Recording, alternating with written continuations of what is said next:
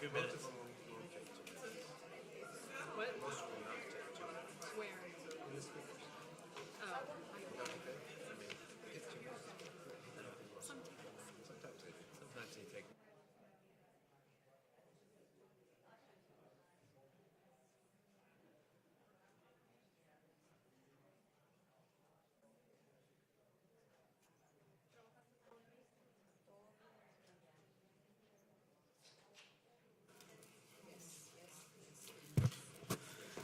good evening. This meeting is now convened. The time is 5:03 p.m.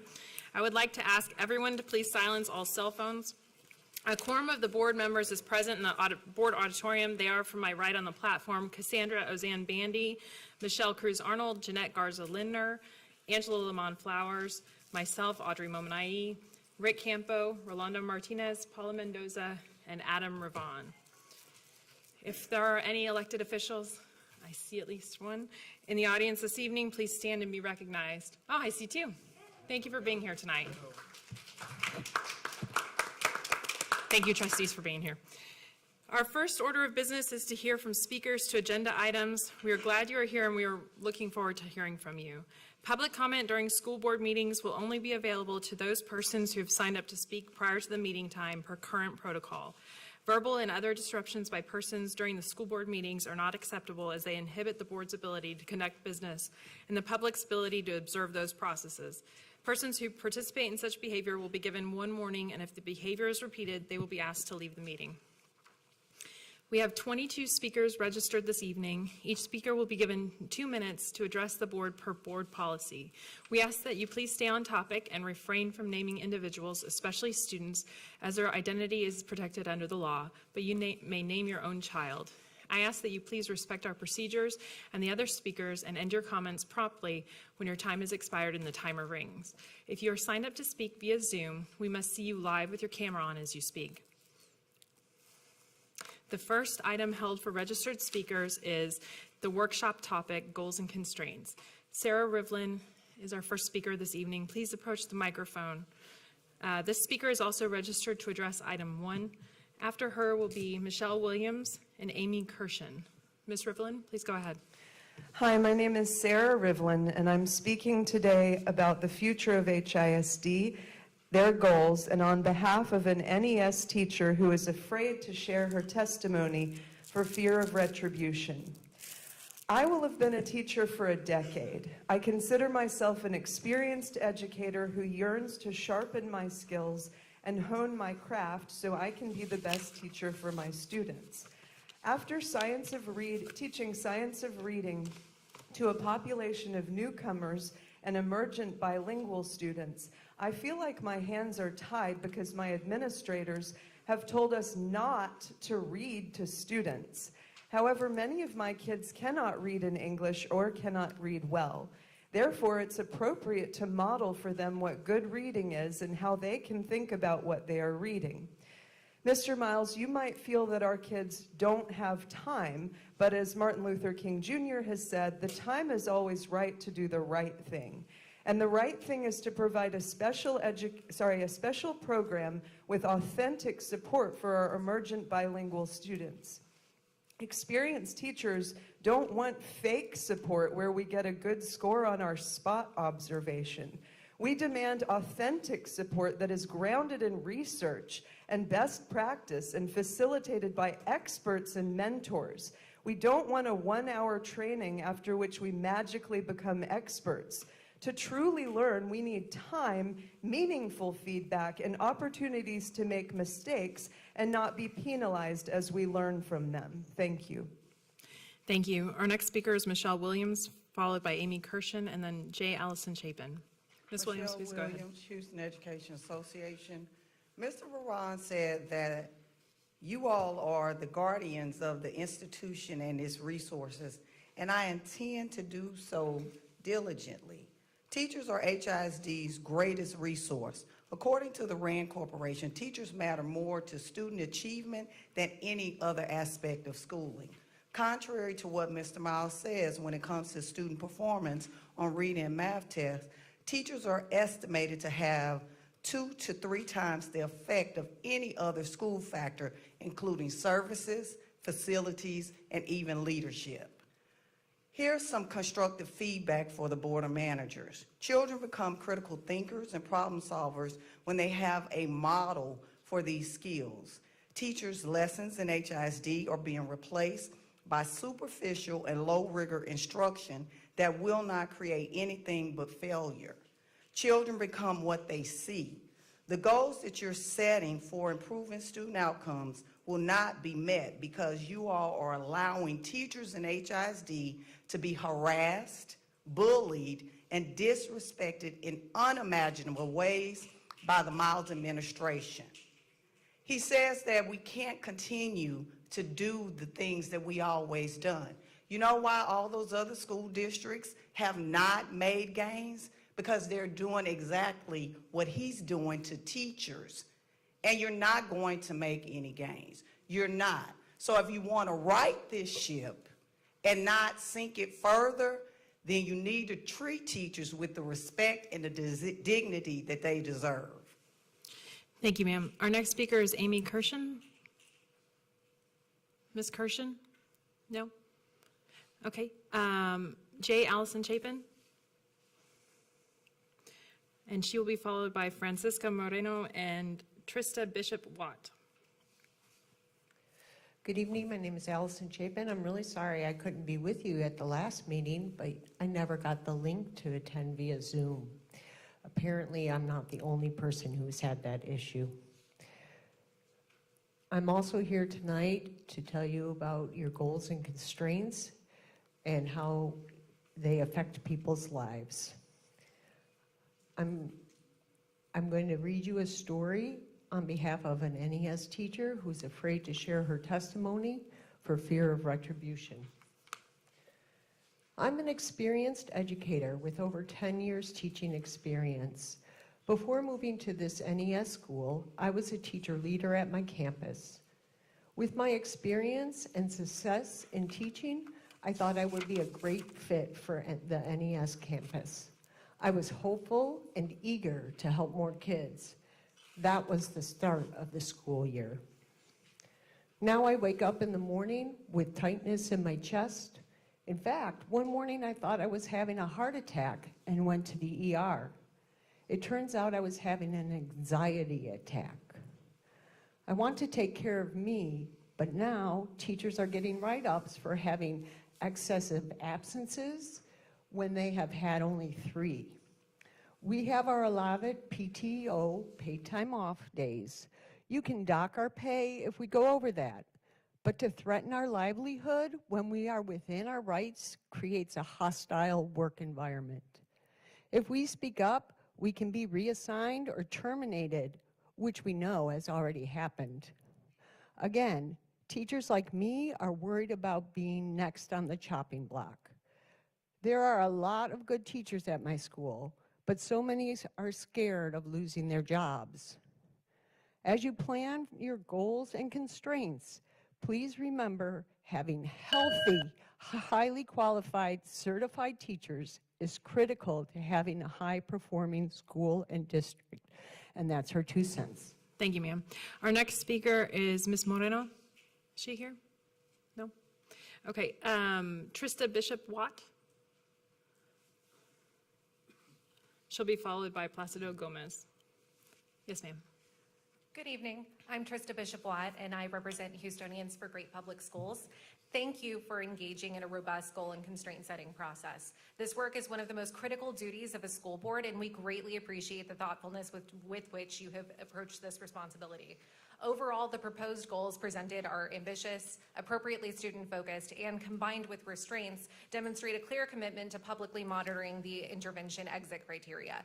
I want to highlight some suggestions that we believe would strengthen these goals and better support HISD students. For goals 1 and 2 on 3rd grade reading and math, we recommend pursuing model number 2 that was presented by Superintendent Miles on October 19th for each goal, because the outcome targets for student groups are equitably differentiated to close achievement gaps.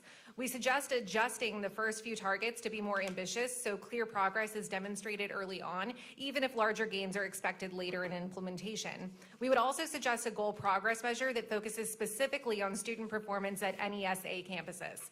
Goal 3, we strongly encourage the board to focus on the CCMR outcome bonus criteria rather than the formula outlined in the A-F accountability rating system. This criteria is more rigorous and better supports student post-secondary success. It's worth noting that this focus will not detract from accountability. Students who meet outcome bonus standards will have already met accountability criteria. While the point of the goal is to focus on student outcomes, the additional funding that is tied to meeting the outcomes bonus criteria can help support CTE programming and advanced courses. Goal 4, we want to stress the importance of compliance and robust communication with parents of special education students. While we recognize goals should focus on student outcomes, we encourage the board to monitor both compliance and parent communication and progress measures for the related constraint. Goal 5, we believe the focus on exit criteria in the goals and constraints is appropriate and necessary. However, we want to caution that the calculations of this goal in particular will be difficult for the public to follow given the changes in DNF rated campuses from year to year. We suggest leaving this as a constraint with rigorous progress measures. Thank you for your time and consideration. Thank you, ma'am. Mr. Gomez? Regarding goals and constraints, I want to ask you to pay attention to and think through perhaps unintended consequences of overemphasizing STAR scores in the goals and in the constraints. In a vacuum, I have no issue with the STAR exam or standardized tests at all. I think it's worthwhile to use them as a goal. When I was a teacher, I used standardized scores as a personal goal for me and as a personal goal for the classroom. I think it would be appropriate, for example, to say we want reading scores to improve by X% by Y year. The tricky part for me comes into whether or not there are consequences attached to those goals. If administrators and teachers feel that their job is on the line, their job depends on the STAR scores rising, some really nasty and negative unintended consequences creep up. For example, when I was a high school geometry teacher, I got almost no attention or support in my classroom, but when I moved to Algebra 1, suddenly the whole school really cared a lot about how my kids were doing, and everybody in this room could understand why without me having to spell it out. So with that in mind, the general theory that I want to propose is like if evaluations are based solely on those scores, the school curriculum will narrow to exactly what they're being evaluated on and nothing else. Mr. Miles, I was extremely thrilled to hear you talk this summer about the importance of the arts, and it sounds like you're a big believer in wanting to make sure that all of our kids have those opportunities, particularly with the rise in AI. I want to emphasize the fact that there is a danger in that curriculum also being narrowed if there's too much of a myopic focus on the STAR by itself. So in conclusion, I have no issues with using STAR scores as goals. The tricky part for me comes in the punishments, or hopefully lack thereof, for failing to reach certain STAR metrics, and that's a constraint that I would like you to consider. Thank you, sir. Our next speakers on this topic are registered to address the board via Zoom. Ms. Smith, can you please identify and admit our speakers?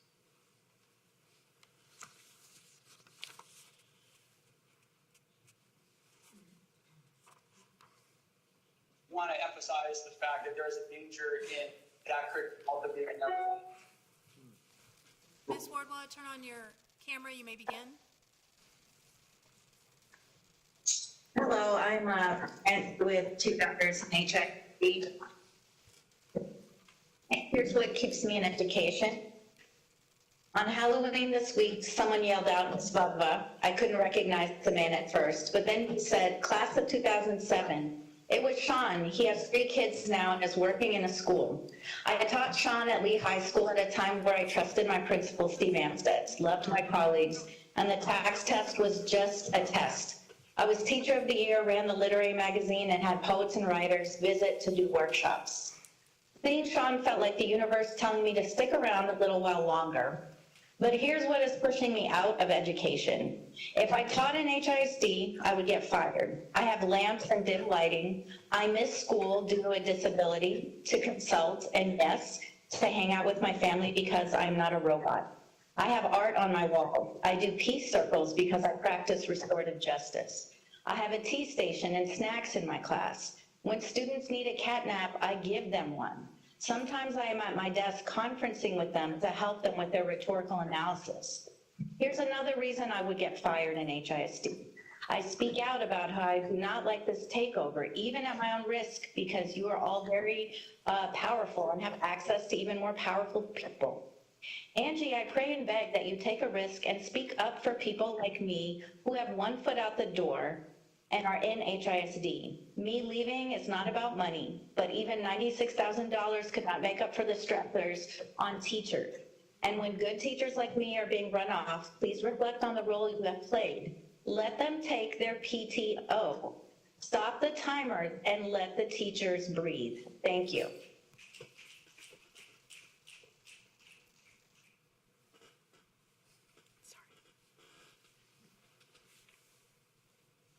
Ms. Benzon, please turn your camera on. You may begin. Hi, my name is Dr. Maria Benzon. I'm a community leader and educational researcher. At the last board meeting, 3 models for improving student outcomes were presented. I agree with Mr. Miles that the third or quick impact model is least likely to happen. However, there are 2 other models to still consider. A 4th model is the flatline model with no growth at all. And the 5th model is the plummeting model, where there is no growth but decline over time. In a recent informal survey through the HISD Teacher Facebook group that has over 4,000 members, almost 1,000 district employees responded. There were 42.5%, that's about 425 teachers, who said they were not renewing their contract next year. 10.2%, that's over 100 teachers, said they would be leaving at the end of the fall semester or sooner. Only 14.3% said they will return next school year, and 33% of those surveyed were still undecided. It seems that there may be an issue with HISD being able to retain highly qualified certified teachers. If you lose teachers, you will have to reinvest time and energy with new teachers, many of whom may not have the experience, expertise in their content area and pedagogy. Teachers and staff have expressed their concerns anonymously at board meetings and in news outlets. It is imperative that you address their concerns and fears. 2 popular sayings are applicable here. A happy wife is a happy life. And if mama ain't happy, ain't nobody happy. It is necessary to listen to the needs of the people taking care of the learning environment and your family at school. And let me be clear, students don't need a perfect teacher. They need a happy teacher who's going to make them excited to come to school and grow a love of learning. It's good to have goals, and while I hope that student outcomes improve, if we keep doing what we are doing to teachers and staff, the future seems bleak. Thank you.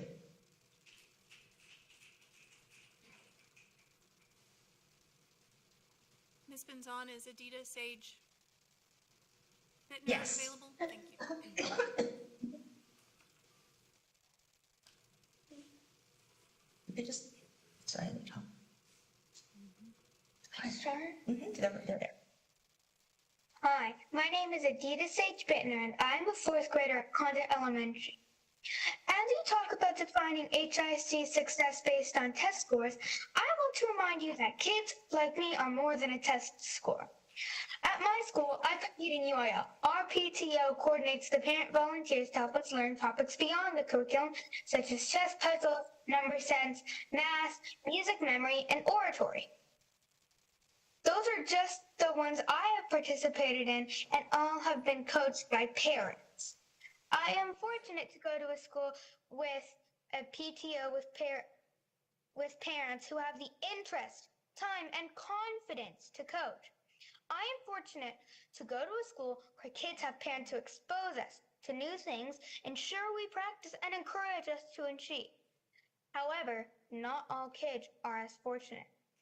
At the school where my mom used to work, there was no PTO. That means that the school didn't have extra funds nor extra hands to help. There were few, if any, volunteers to support school students academically, like coaching UIL events.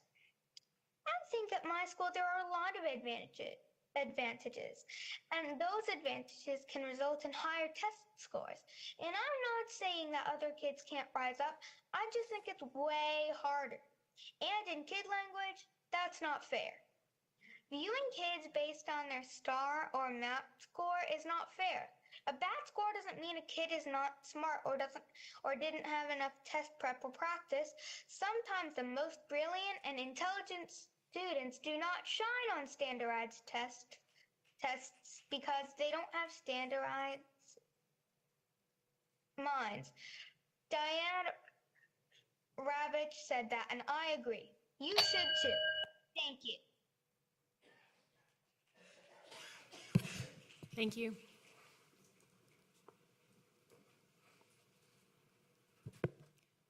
Yin, Robbie, please turn your camera on. You may begin.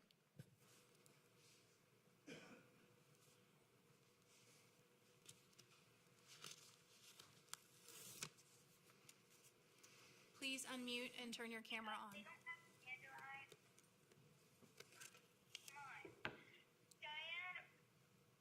I can hear something.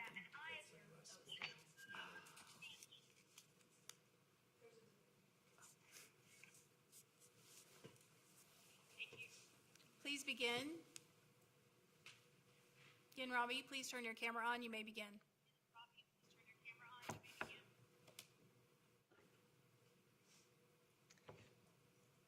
Yes, I'm trying to turn on my camera. Can you hear me?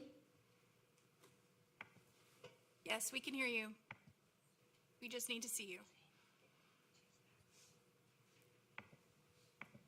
Hello? We can hear you.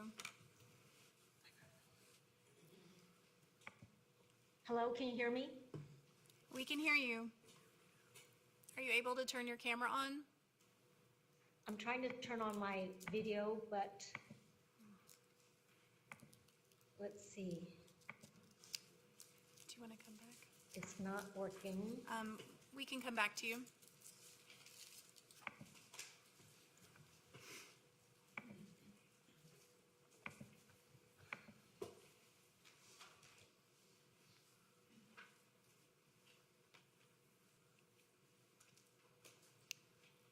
Ms. Hernandez? Ms. Hernandez, please turn your camera on. You may begin.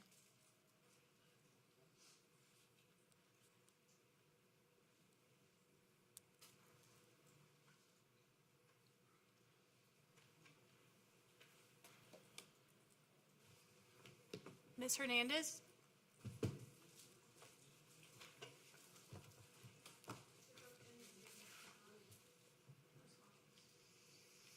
Hello? Please turn your camera on and you may begin.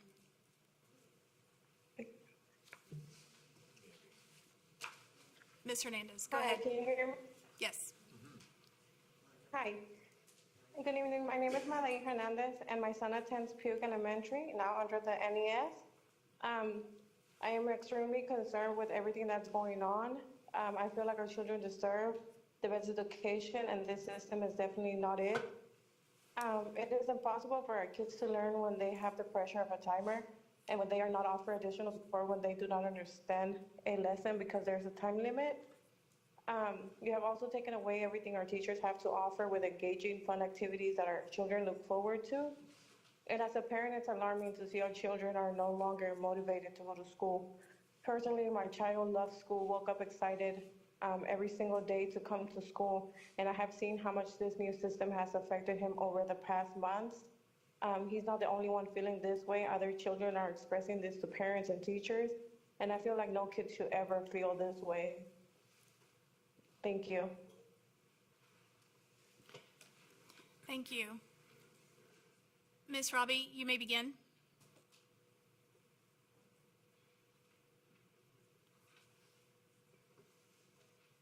Please unmute and go ahead, Ms. Robbie.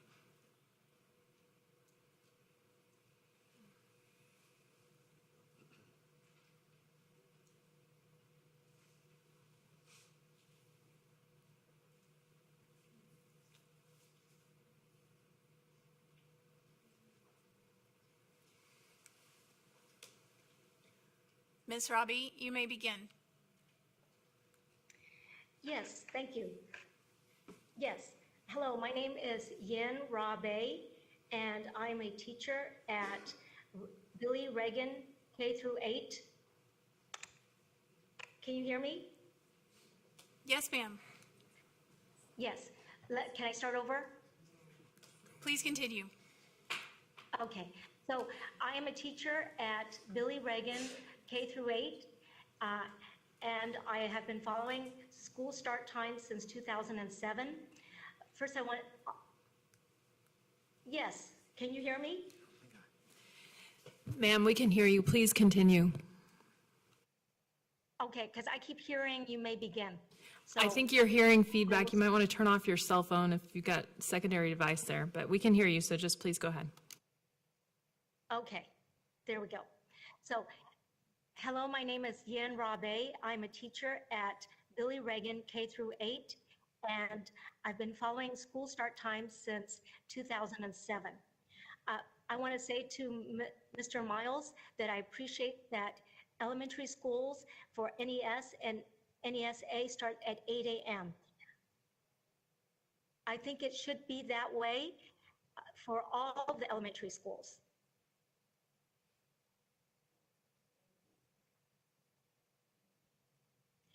And students, so at the K through 8 schools, they are very special because students in the middle school can be with their younger siblings. And all the K through 8 schools start at 8:30, except for Billy Reagan K through 8. And I would like to know, why does it start at 8 o'clock this year? Because in the last years, it started at 8:30. I think it's very beneficial to start at 8:30. The CDC and the American Academy of Pediatrics recommend that middle schools start no earlier than 8:30 due to the circadian rhythms of teens, where they experience 2 hours shift in their sleep habits. So I've spoken to Mr. Miles and Ms. Massey about this, and they thought it was a bus transportation issue. Ma'am? But it has, Ma'am. It has not been the case. Ma'am, your So- 2-minute timer has dinged. If you could wrap it up, please. Yes. So I'm asking you if you can please reinstate the 8:30 start time for Reagan K through 8 student, start time for Reagan K through 8 for student health and better student outcome and their safety. Thank you. Thank you, ma'am. Ms. De La Rosa, please begin. Hi, my name is Erica De La Rosa. I'm a Teach Plus Policy Fellow, a Latinos for Education Teacher Fellow, and most importantly, a middle school teacher here in HISD. I dedicated both my career and free time to pursuing a reality in which all children have access to a truly equitable educational experience that provides them with numerous opportunities and options to live the lives that they want and they deserve. Currently, only 22% of all Harris County graduates earn a degree or certification that leads to a self-sustaining life within 6 years of graduating. And for students of color and students from low-income backgrounds, that number is closer to 14%. As a first-generation college graduate born to parents who didn't have options after graduating from HISD, but who made sure I did, I want the same for others. Not all of my neighbors and family members had the same opportunities that I did. The numbers presented are more than just numbers to me, because the 22% does not include so many of the people important to me. My cousins, my parents, my friends, and even now my students. The CCMR accountability metrics that y'all mentioned in your goals might prepare students for post-secondary success, but the state has a better framework, as mentioned in your new goals,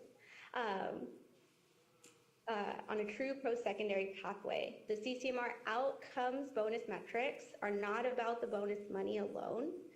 It's about measuring being more predictive of students' long-term success. Hardly anyone in Texas talks about these metrics, but I am encouraged by the consideration you've given to this. I'm encouraged by what is possible for our students by adopting more rigorous and predictive metrics. Our students deserve this commitment from us and will only benefit from it. Thank you. Thank you. The next item held for registered speakers is item 1, first reading and discussion of proposed revisions to board policy AE local educational philosophy. Will Yamili Almaguer please approach the microphone? This speaker will be followed by Yvette Robles. Thank you for allowing me to speak today. My name is Yamilia Almaguer, a first-generation Mexican-American and the mother of a special needs child in kindergarten. My daughter is autistic and loves school. Right now, she's about to be introduced to general population. Her IEP speculates that she received extra time for learning, but kids get only 10 minutes for daily DOL tests. What about my daughter, who needs extra time? For the past 5 years, I have advocated for my daughter, educated others about her condition, and encouraged inclusivity amongst the community. This state takeover of HISD has created substantial challenges for students like my child. Since the takeover, there have been reduction in services, specialized staff, and accommodations that are crucial for special needs children like my daughter. Our special needs children deserve a system that ensures that needs are met as required by law. You need to serve our children. Thank you. Thank you, ma'am. Yvette Robles, is she here? Okay, Sarah Terrell and then Ruth Kravitz are our next two speakers.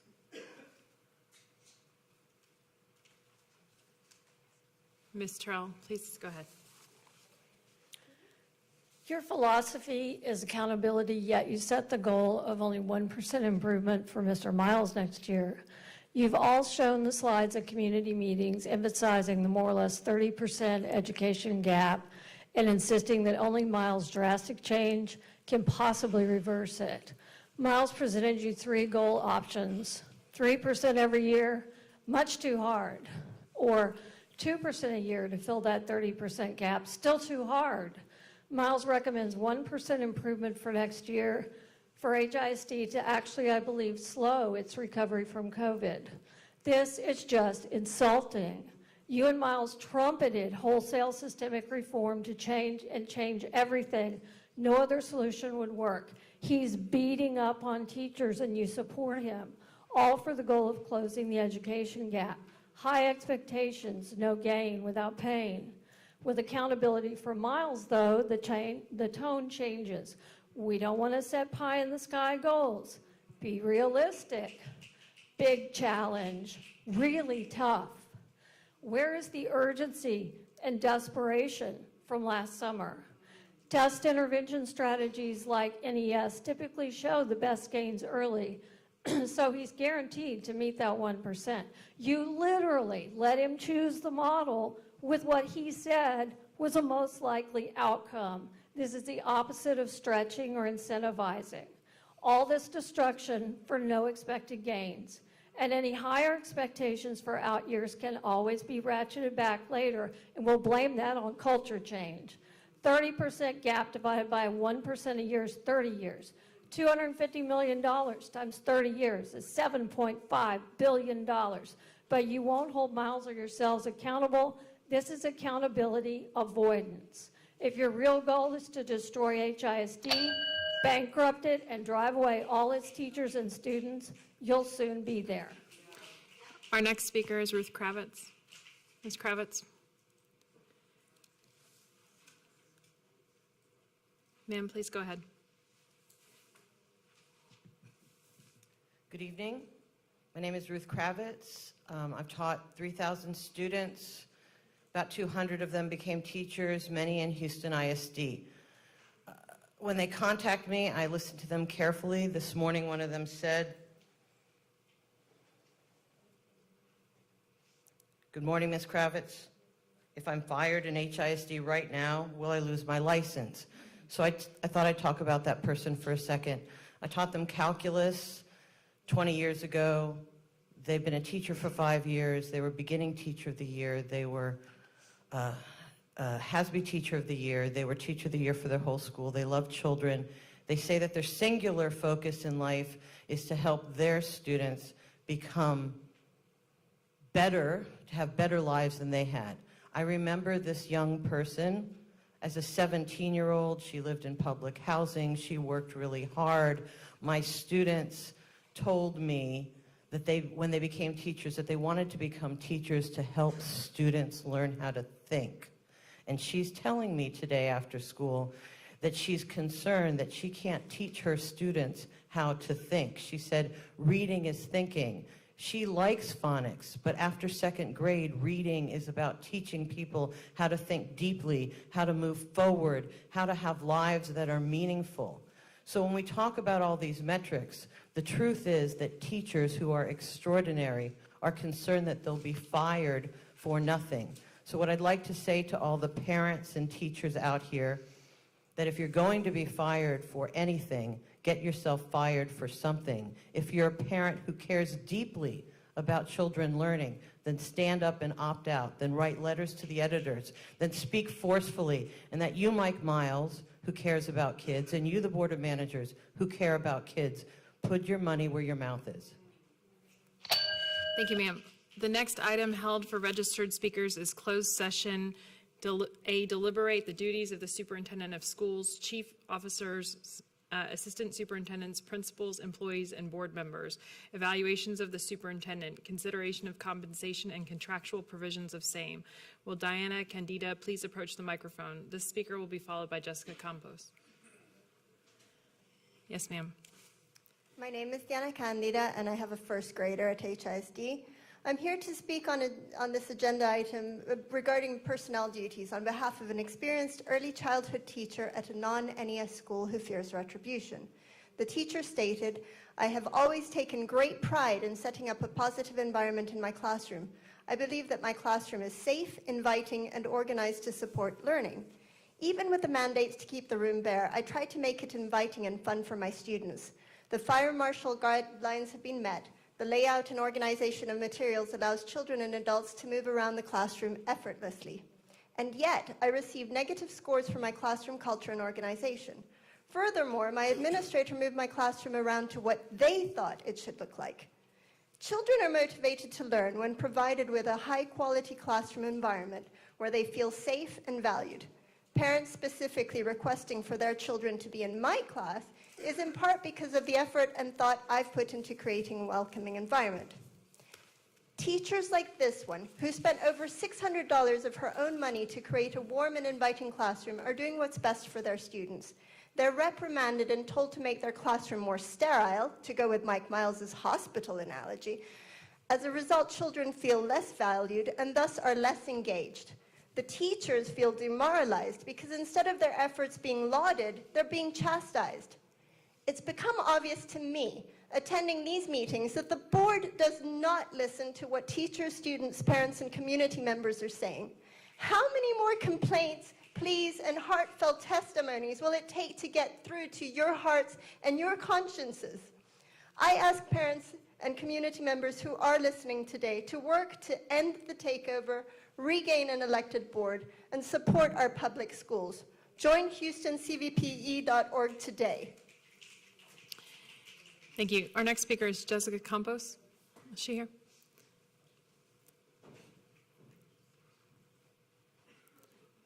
Yes, ma'am. Please go ahead. Hello. I'm here to talk about a teacher that just resigned last week. She couldn't make it today, so I'm just going to say what she told me. Let's start with right here. Teachers want to leave, but many need their jobs and insurance. We were told not to talk to certain parents, me. We were also told not to tell children when Central was going to be at the school because the children will tell the parents. We were being told what to say and what not to say to parents. Teachers feel stuck.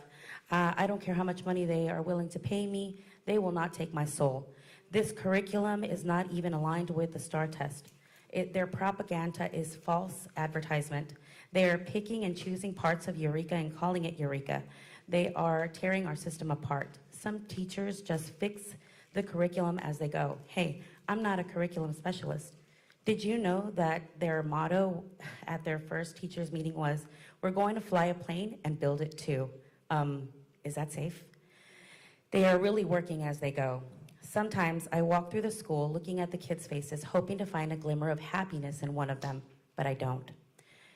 It is like their souls are being ripped out of them. This new education system was taking my personality away from me as a teacher. This is not who I was. I was terrified. I couldn't do this anymore. I had to do things secretly with the kids so that they could have at least a little bit of fun. I couldn't let them dim my light. I am their light. I am the light that ignites these children's fire to learn. This is the devil's work. You are not going to take my soul. Our teachers are ready to resign. We need more teachers to stand up. We are the voices of these children, the voices of the children that are in that prison. It makes me really sad because we have really amazing teachers, and they are setting them up for failure. They are setting up our children and teachers to fail on purpose. They never even gave us a chance to get to know these children. Thank you. The last item held for registered speakers is closed session B, consider and approve of proposed appointments, reassignments, proposed terminations, suspensions, contract lengths, proposed non-renewals, renewals, and resignations, retirements of personnel, including teachers, assistant principals, chief officers, assistant superintendents, executive officers, and other administrators, and if necessary, approve waiver and release and compromise agreements. Will Sophie Grace Rojas please approach the microphone? Please go ahead. Hello, my name is Sophie Rojas. In my school, I feel like I'm in a never-ending loop. Every day, and it never stops. I feel like teachers ignore me. None of the teachers like me. I try to talk to them, but there's no answer. I feel like there's only one teacher that still talks to me, and that's Mr. Maloney, which is my PE teacher. And I want to say thank you for being there for me, Mr. Maloney. I feel like I'm failing all the time because of DOL. If you don't know what a DOL is, then I'm going to tell you what a DOL is. And here's some things that we think that what they mean. So there's one that says L, and S1, S2, and A. Let me tell you what it means. When I get L, I feel like they're calling us losers. And when I get an S1, I feel like they're calling me stupid. And when I get S2s, I feel like they're calling me less stupid. But when I get an A, I feel like we're amazing. But I don't always get A's. I just want to ask you, when will this ever over? When will it ever be over? Thank you.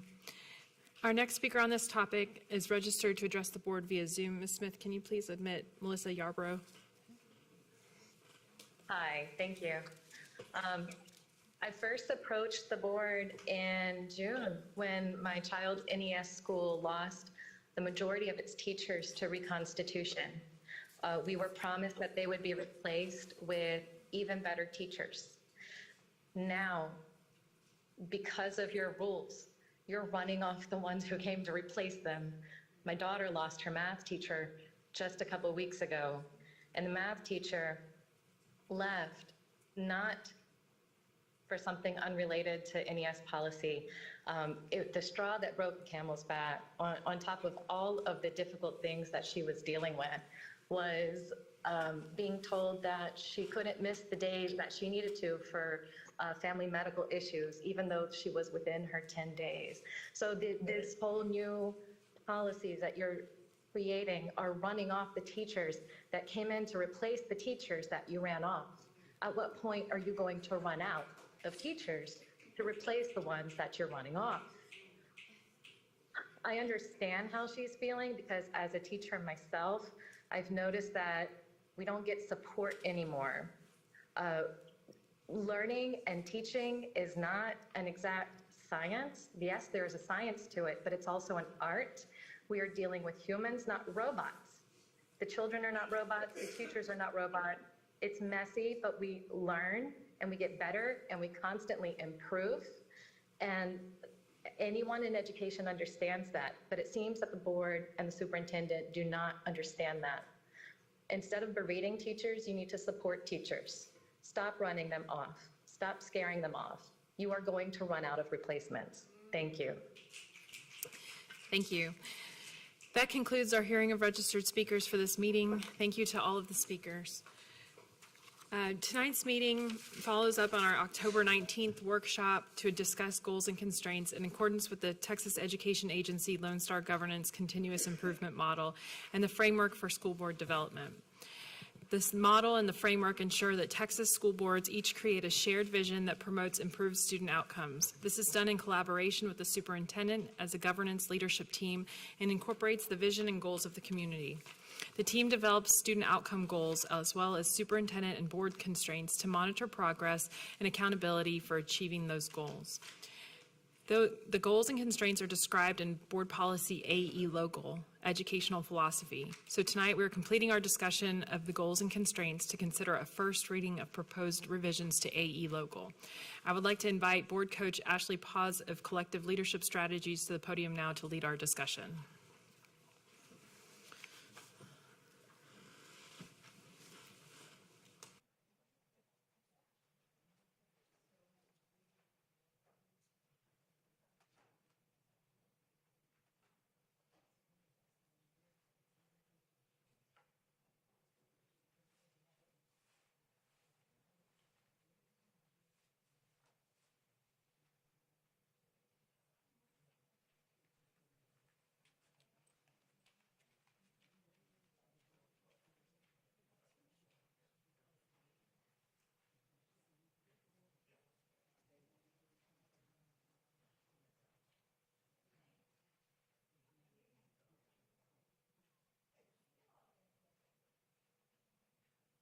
Ashley, sorry, I thought we were getting these on the dais. Are they gonna?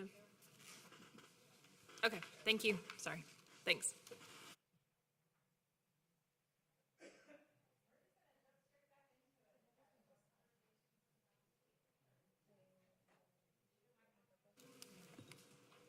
Can you hear me?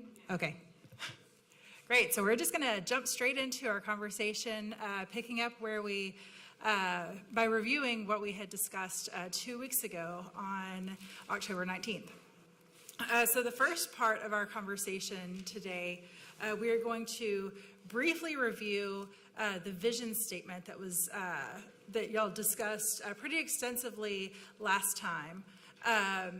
Everyone had submitted, well, not everyone, but many of you had submitted ideas and suggestions for language, and that was after we had done quite a bit of wordsmithing here from the dais. So I wanted to present the language that that really fit what people had recommended and the spirit of the feedback that was received from the community. I think that there may be a couple of people who have some alternate language that they may want to propose. So without further ado, I will turn it back to the board and get your thoughts. Vision statement. And actually, I'll read it out loud first. So, HISD empowers students to become critical thinkers, visionary leaders, and active contributors in their community, fostering a pathway to success for limitless opportunities in a competitive global landscape. What do we think? It's a lot of words, but they do say something. I think it's a bit wordy, but I don't see any major issues, so I'm okay with wordy if everybody else is.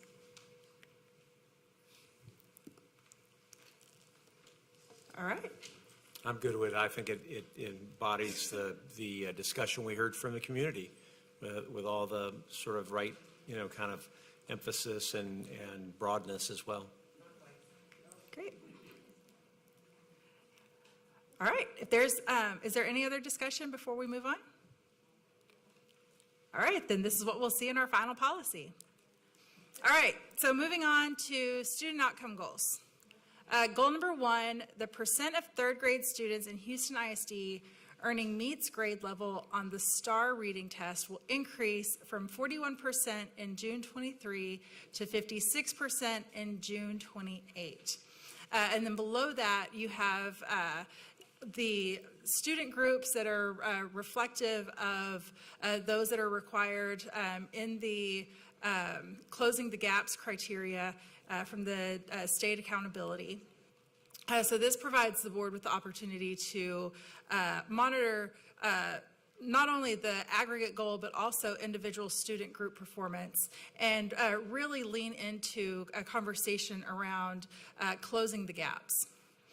So the numbers represented here are reflective of Model 2 that was presented on October 19th by the superintendent. This model uses the assumption that they're going to really focus on their implementation on building the culture and the climate of the district. So recognizing that by really putting those systems and processes in place and building on the culture, that will show slower growth up front and then more compound and a higher level of growth later on. Before I turn it over to the superintendent to talk about the goal progress measures, what questions do you have about the goal, the aggregate, or the individual student groups? All right, if there are no questions, then I will. One question. Oh, yeah, Rolando. Oh, Adam. Just the conversation we had regarding an adaptive model approach. Yes. Have you and Dr. Matney reviewed that? Yes, so we did review that, and I'm sorry for, thank you for bringing that up, because that was the one question that I actually didn't get to answer prior to today. So for everyone who doesn't know, so Mr. Ravon actually put together a really impressive model that uses an algorithm that would update the targets annually.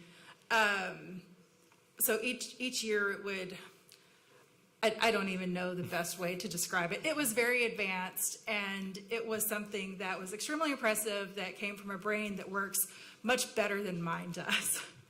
Can Adam explain it then? Would you like to?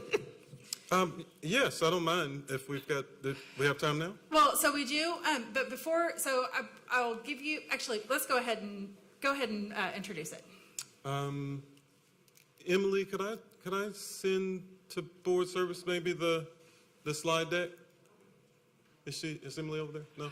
Oh, do you have a slide deck of it? Yeah, it's like 4 or 5 deals that I could flip through real quick. Because it's visual, I don't want to lose people in the... I can I pull up Or is it on yours? Could I pull up, so I don't have a slide deck, but I have the actual spreadsheet that I could pull up on my computer if that would work. Possibly, but that one is more complicated than the one that... Okay. So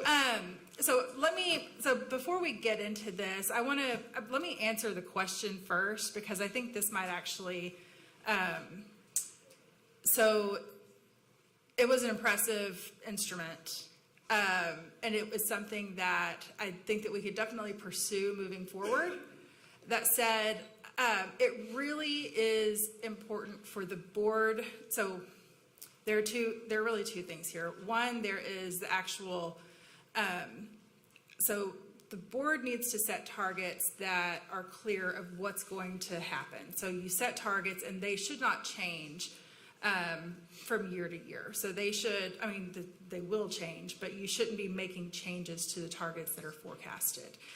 Unless you are intentionally having those conversations as a board saying, this target is no longer working. And those are going to be in rare instances, such as what we experienced several years ago with the pandemic, where there's a profound change in the community, where you're going to have a major disruption to the strategies that will be implemented. So that's the first thing. We really want to set targets and not change them, not make changes to those. The second thing, which is really the more critical piece of this, is that the board creates the goal, but it has to be a collaborative process with the superintendent. And so the superintendent, it really is, so the coaching is that the superintendent should be the one who says, who presents what the targets are and says, these are the things that I believe are possible, and that's after they have looked at the strategies, after they have looked at the differences that have, in what, thanks. So looking at the differences of what will be implemented at which different years, and understanding how those things will impact the growth that is possible. It's really difficult to do that in an algorithm. An algorithm is definitely a more scientific approach to forecasting, but unlike with numbers, and what some of our educators here tonight have even shared, that education is as much an art as it is a science, and really the board should be having a collaborative conversation with the superintendent about what's possible, and the superintendent really, it's really important to include in that conversation the superintendent saying, this is what is this is what is attainable, and these are the things that are going to challenge the district to actually change those, change adult behaviors. Can I ask just a clarifying question? Just so I can understand before we start looking at other spreadsheets, what we're talking about is goal 1. It sounds like Mr. Ravon has created a different spreadsheet that would project out different goals over the years, which are not a number that we could know today, but is based on an algorithm that would be dependent on future outcomes. Is that correct? No, so. Okay, maybe, because, and just to be further clear, are we talking about goal progress measures, or are you talking about just the goals? The goals themselves. So in this case, the model is essentially adaptive model that takes essentially the assumptions that the administration have already created, and it mimics it through an algorithm. And then annually, it's going to adjust to the new actuals and then reset the next year's goal based on the relative remaining goal. So essentially, instead of us saying, here's a 5-year model with fixed numbers, it will say, if next year we achieve 45% instead of 41, it's going to then reset the baseline to 45 and account for the fact that we've only got 11 more percent to go. So it doesn't actually change the total end goal. It Doesn't just change the changes end goal. Interim. Okay. And the model is set up to mimic the growth. So even after we would achieve a higher level, then it's still going to continue in that mimic. And does the administration have? I mean, obviously it was modeled by Dr. Matney and her team. Yeah. Hold on 1 second. I want to make so.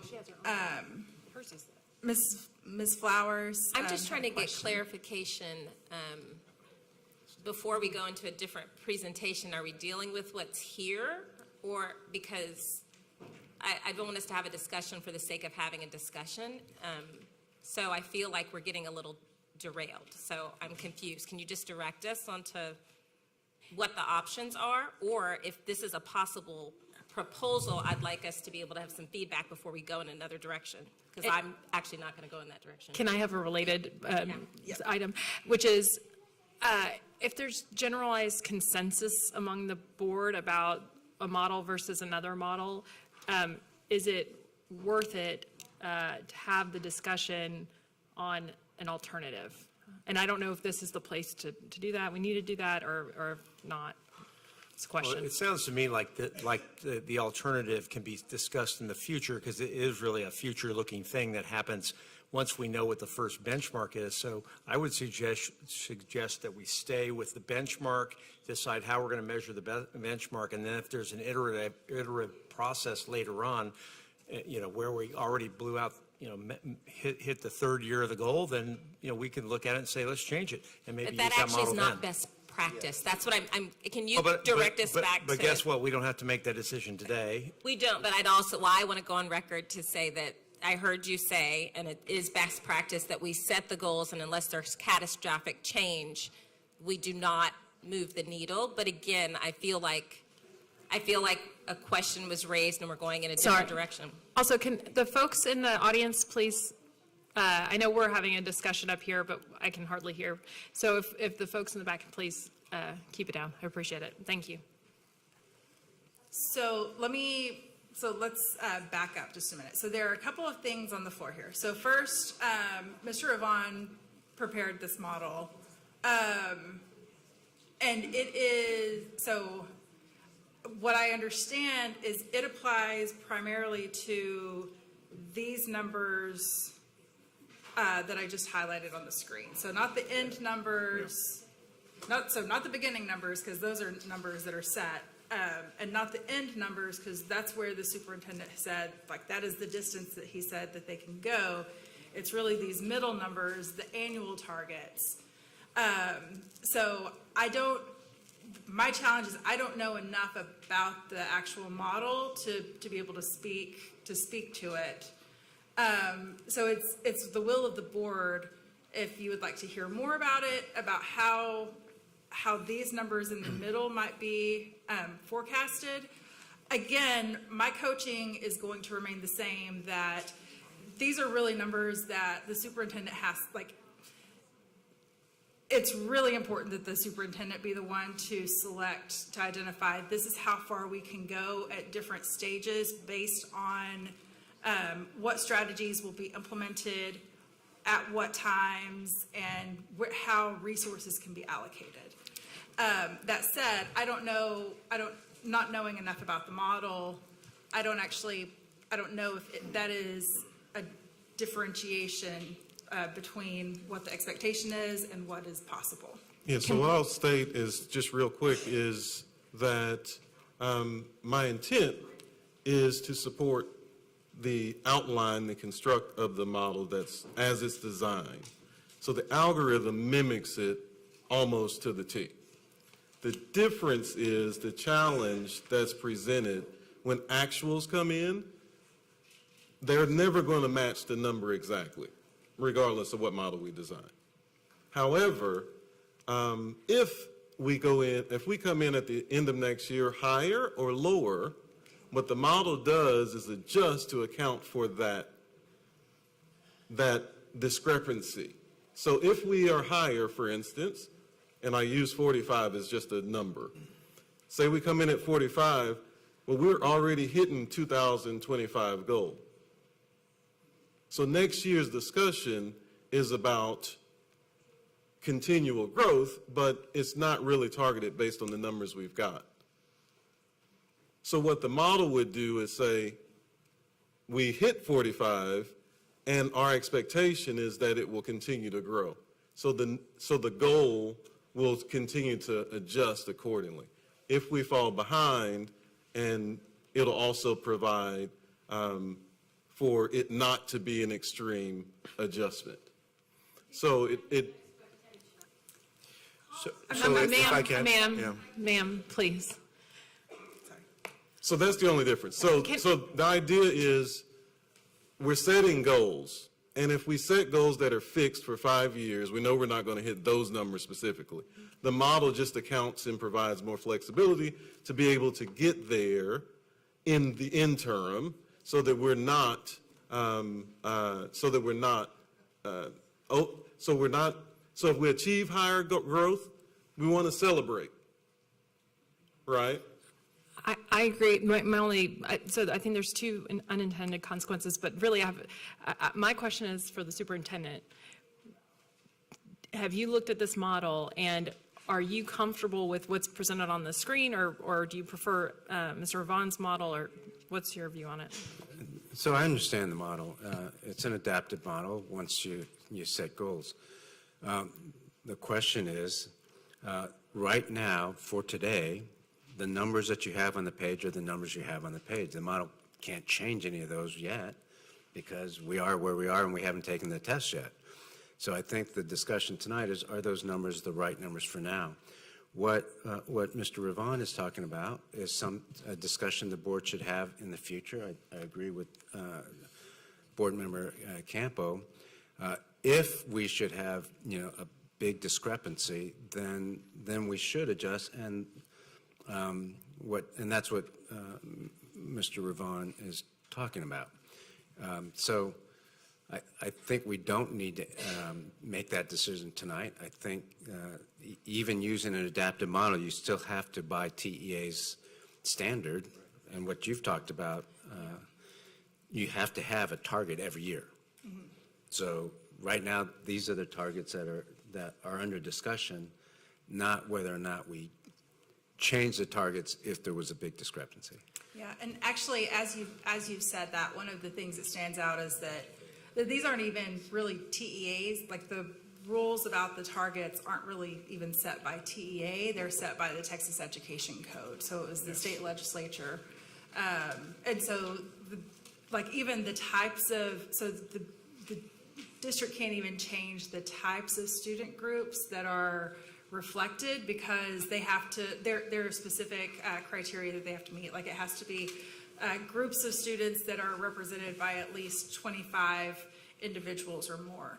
And so that's one thing. But another thing that came up as you were talking that I don't know why I didn't actually think of this beforehand. So after the first year, and this is something that we will discuss more in depth when we talk about progress monitoring next month, maybe?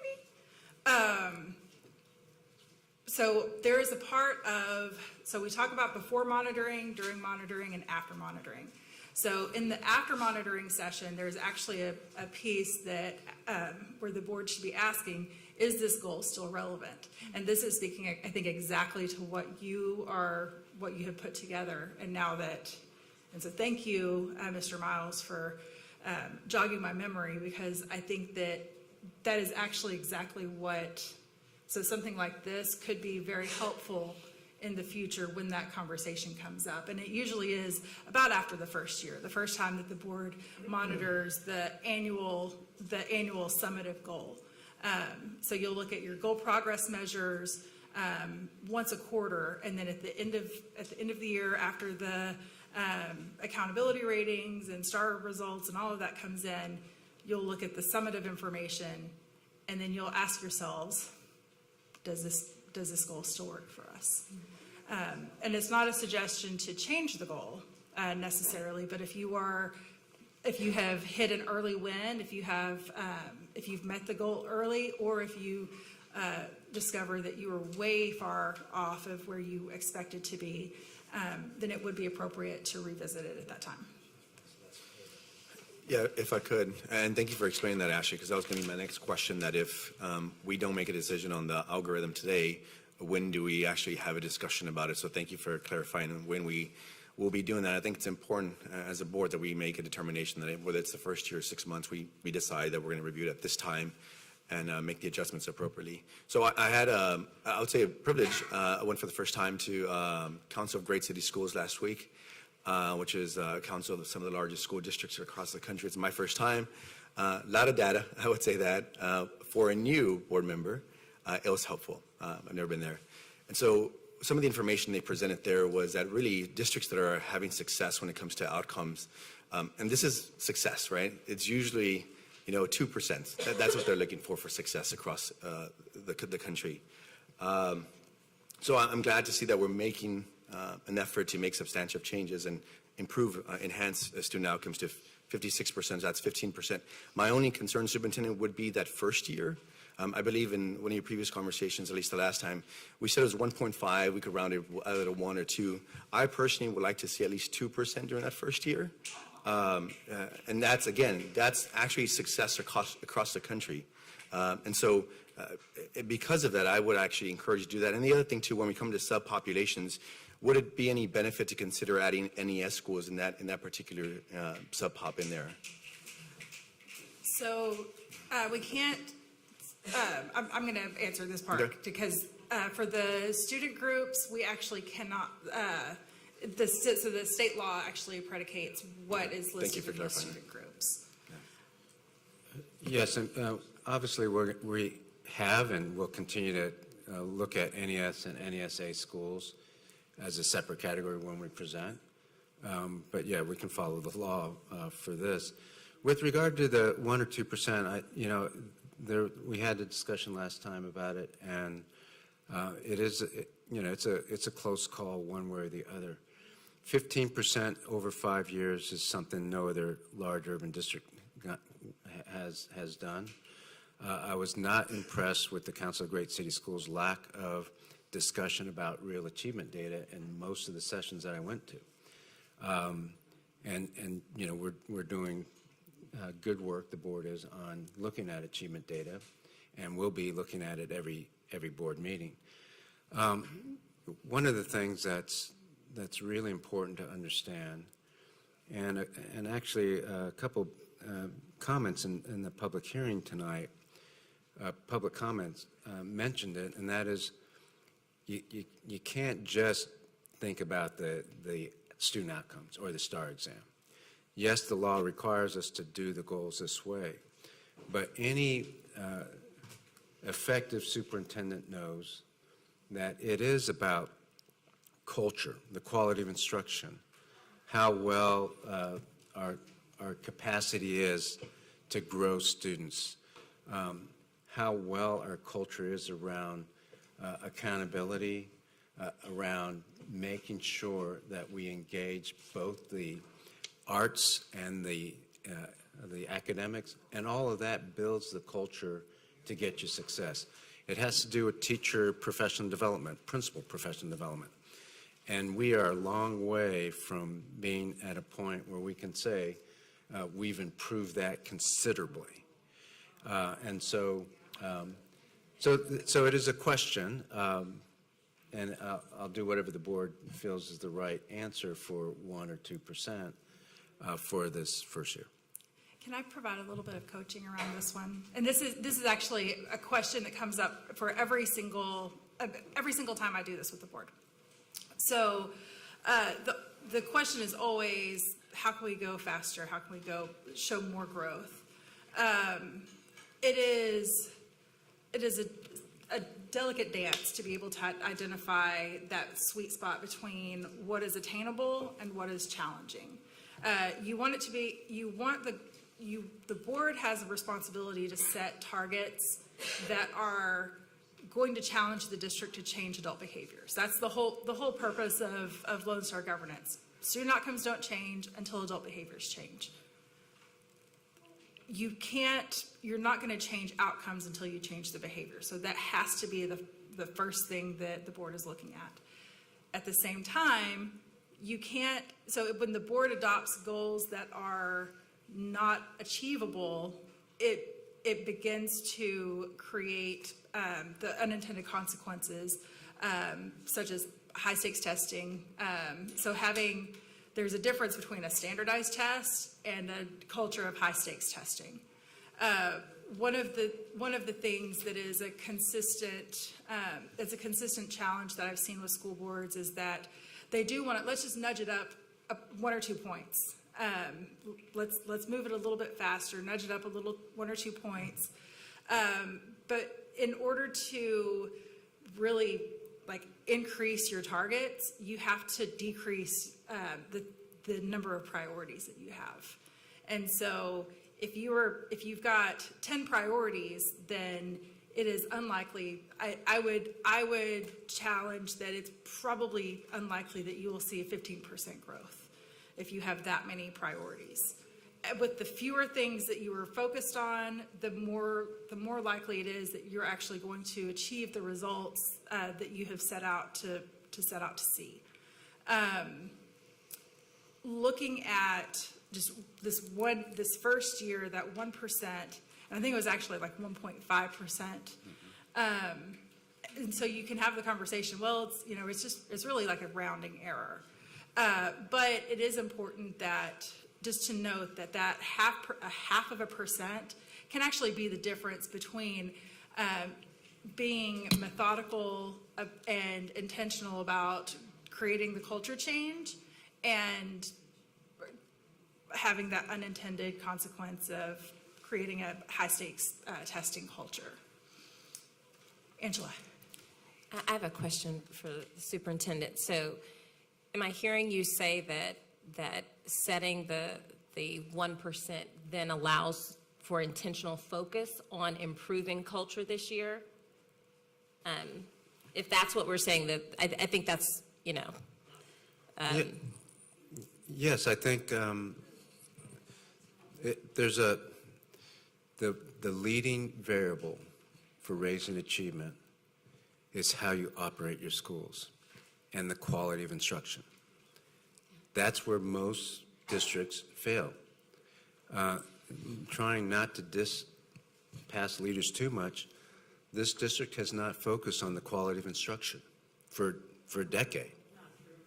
And so if you go to the schools, and I've been in 45 of them already, and you look at the quality of instruction, people are working hard, so don't get me wrong. This is not a diss on our current teachers.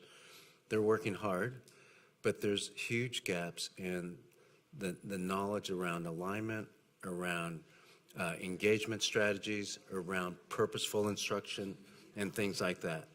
And so we have to build that culture and our muscle memory around those quality of instruction type things. That is the first variable. That's what we've been focused on. That's why we put so much attention on purposeful instruction, engagement strategy. And we have to have a culture of coaching, right? There has not been a culture of coaching. It's been autonomous, 273 schools, please. There's been a lot of autonomy without any accountability. There's not a good culture of instructional feedback. And so that's what has to be built. I'm okay if the board wants to move it to 2%. I'm okay with that. I think we're going to get there or be close to that, but let's not discount how tough it is to build the right culture and improve the quality of instruction. That is going to be really tough. We've had board members come along on the visits. Thank you, by the way. My board member Garza Lindner was at 3 schools today. Has been in a few others. Every board member has been in the schools. Board member Mendoza has been, I don't know, on 5 or 6 visits. And so you see what we face. And again, things are going well, but we have a long distance to go. And I think that's obvious when you go to as many schools as I've been to.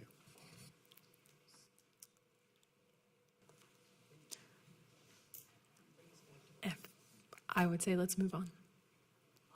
All right. Do you mind?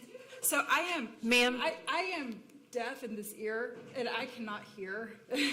So can you just be respectful of the process? This is how we create the improvements. Respect. Are you kidding? So, okay. Thank you. Sorry. Progress measure 1.1. Superintendent, would you like to introduce that? Yes, and I'll be brief. And Dr. Matney, if I need some help, would you please approach the podium at that time? So in order to measure the progress, obviously we don't have STAR results during the year. However, we do have the NWA MAP assessments. The STAR test and the MAP assessments have been studied, and there's plenty of research that NWA has done, and I think TEA has also done to crosswalk NWA proficiency with STAR meets and exceeds.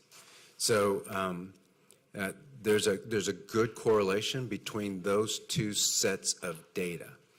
So again, Dr. Matney, if I get anything wrong, just let me know. So Dr. Matney's team is able to, and has done in the past, crosswalk NWA scores to the STAR, and that's what's reflected here. So when we do middle of year and end of year and beginning of year NWEA MAP assessments, we're able to determine what is the likely STAR score related to that beginning of the year, middle of the year, and end of year. That is what's reflected in the chart that you see in front of you. So we can progress monitor as we go along. And that's progress measure 1.1. And then if you move to 1.2,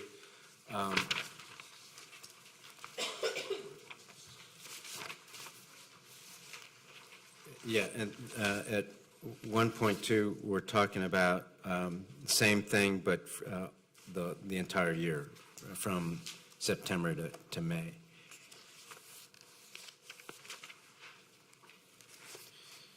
And did I get that right? This one?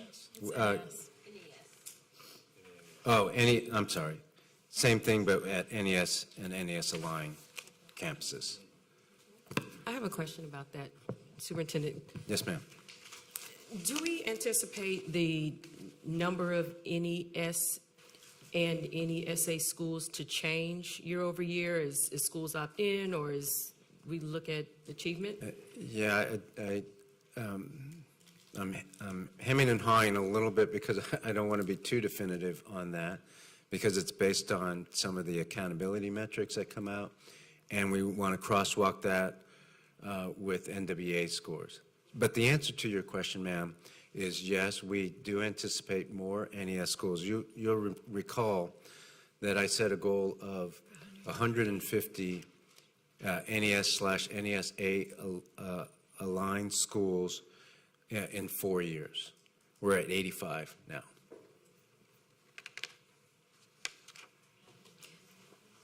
So if we have schools that are moving in and out, I don't know, is that what you said? Is it possible they move out of the NES? No, I'm sorry. We're not going to move schools out of NES or NESA, except there's a couple rare exceptions that we might be doing that. So if the number of schools is changing every year, or potentially changing, how do we measure the baseline then?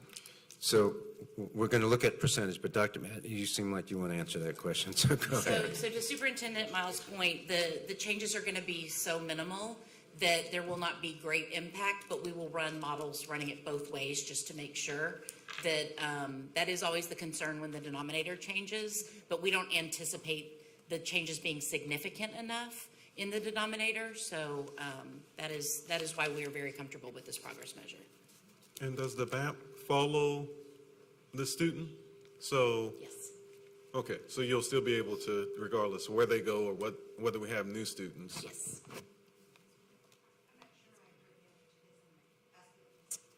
Again, so for those that are remaining in the 150 that we have not done, if their progress goes up, will they still become NES because they're in the 150?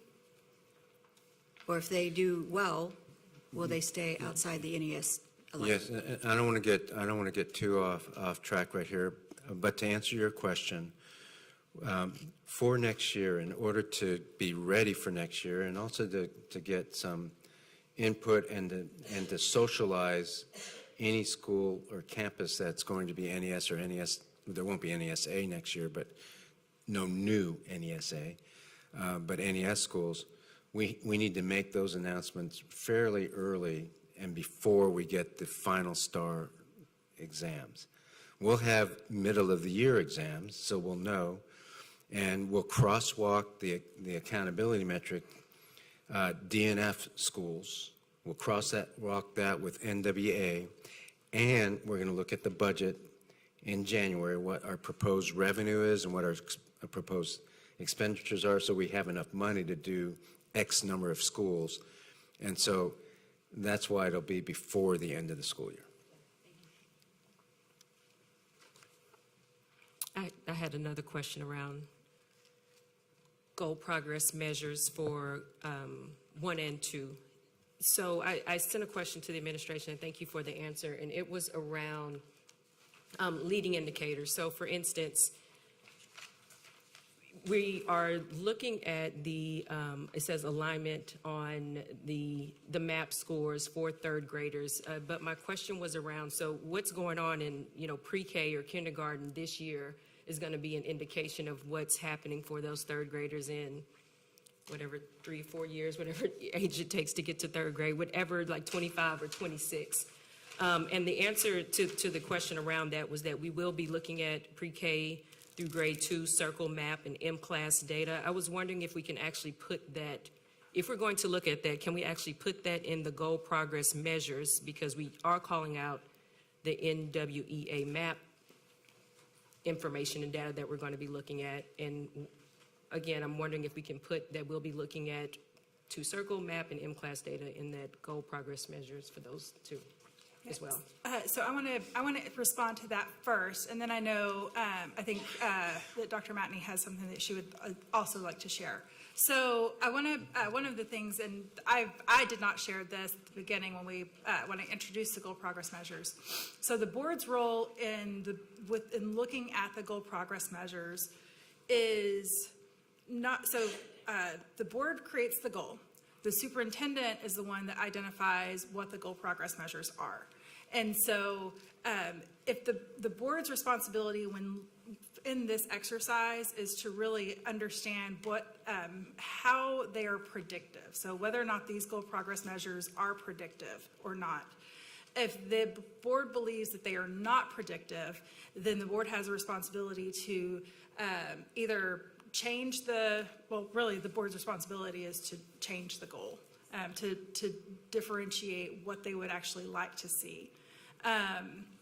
For this one, there's not actually, I'm just gonna share that, and then I'm gonna turn it over to Mike and Allison. Yeah, let me just say real quickly too, most of these we have to do, right, by law. But I started the year off with data. I like data. I've used a lot of data in the presentation. I'm going to continue to do that. And we will present out, if the board wants, when we talk about this goal, Dibbles data, circle data, and we will provide that. Because I think over the long haul, it will help predict whether or not we're going to do well on third grade down the road, right? Maybe not this year, obviously, but over the long haul it will. So the board can rest assured we will be looking at data and cutting in many different ways to provide you with information around all of our grades. I also want to acknowledge that the question you just asked is absolutely right, and that's actually the question that I have coached several of you to be asking these questions as you're looking at the progress measures. My general coaching is, if you have a goal for third grade, then in most situations you actually are, if you're not monitoring progress measures until third grade, then you're behind. Yeah. This is a little bit different because they actually are looking at the NES campuses, and there are so many, so the NES campuses contain such a percentage of the student groups that need, not just the student groups, but the students, period, that need the intervention, that need the additional supports, that if those students by themselves can demonstrate improvements, then you are likely to not just meet the goal, but probably even exceed it. And so I don't know if that is responsive, but I will turn it back to y'all to further discuss. Yeah, no, thank you. I appreciate that. I think that, again, to the superintendent's point about culture change and how hard it's going to be to get to that culture change that's going to get us to where we need to be in 2028.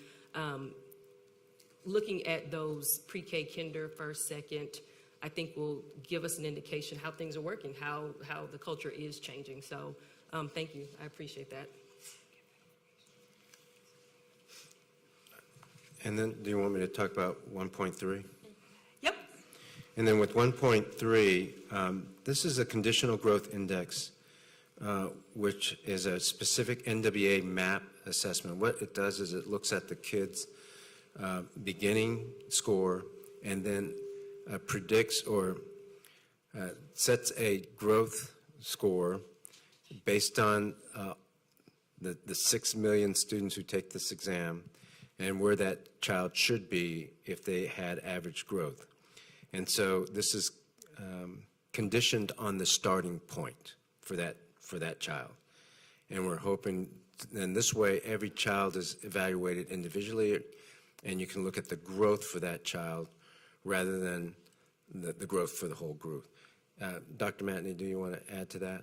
Yeah, just as y'all are looking, you're saying, great, there's no data here. And so the reason is that those metrics are set looking at middle of year, we finally see that growth from beginning of year. So looking at middle of year to end of year instead of that beginning of year to end of year that you saw in progress measure 1.1.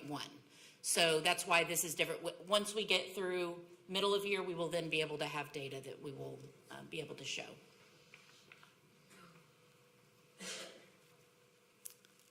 All right, moving on.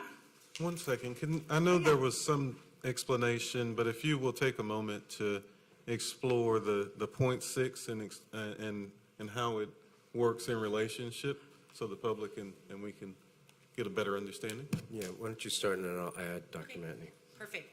So that conditional growth index, as Superintendent Miles pointed out, it's looking at the national set of population. So we are looking at our students growing at 60% of expectation. So they're growing 60% rather than looking 50%. At like 20% or 30%. So we want our students to have that higher growth index at 60%. In a nationally normed test, 50% is average. So we are pushing our target to 10 points above average.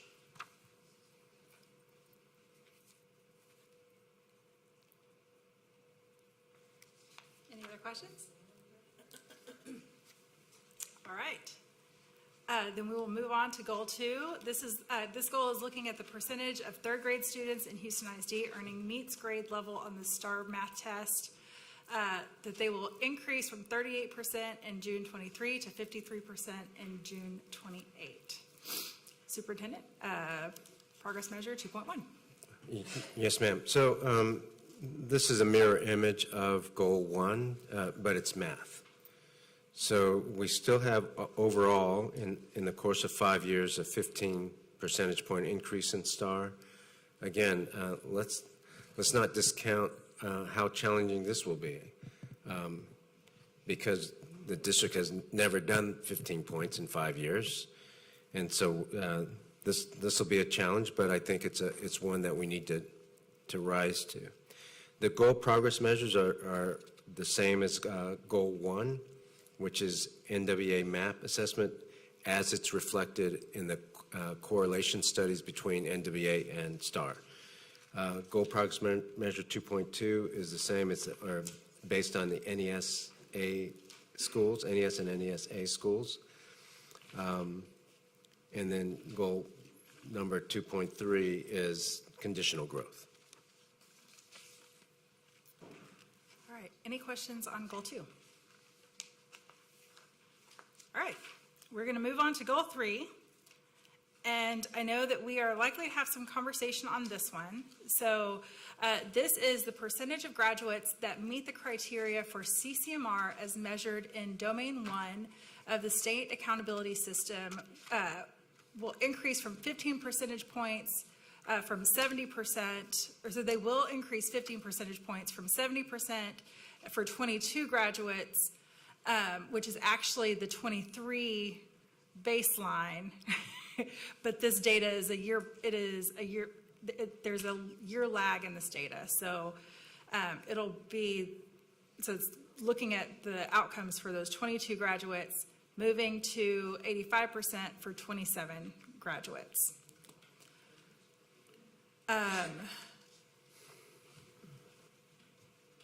Several questions came in around CCMR versus CCMR outcomes bonus. We spent some time this afternoon responding to those questions, and those responses are printed on your at your places. So I want to open the floor for conversation around that, and I know this is one that has really we've gone back and forth around, and that even the recommendation has changed. Would you like to speak to why that recommendation changed? And I'd like to say one comment also, if you don't mind. Yeah, go ahead. So I understand the sentiment and the comments around the two choices that are facing us. Let me say this. With regard to CCMR and CTE, we have a lot of systemic problems. Let me just give you a couple examples. We lead the state in the number of students who graduate with an IGC, which is a Independent Graduation Committee plan.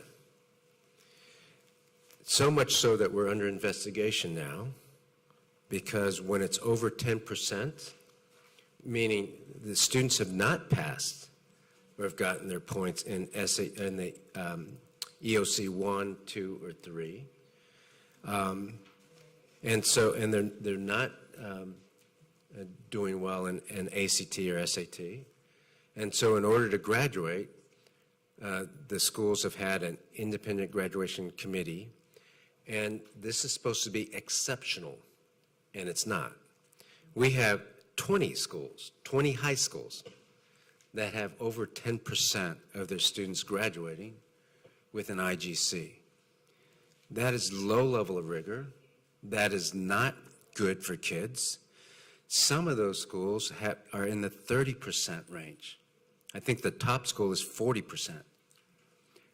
Getting an independent graduation committee plan, and the reason why we're being investigated is because that is way too high. That's not the intent of the TEA regulations or the Texas Code, and in many cases we're not following the law. That's where we are on that. With regard to Career Tech Ed and the CCMR points, we have not had a good system to track kids going from one school to another. So when you go to a different school and your plan where you've entered into a Career Tech Ed pathway can be disrupted. If a principal comes in, that principal in many cases have changed the offerings, or it's not recorded that you passed this course and now you're on this course, and so forth and so on, guys.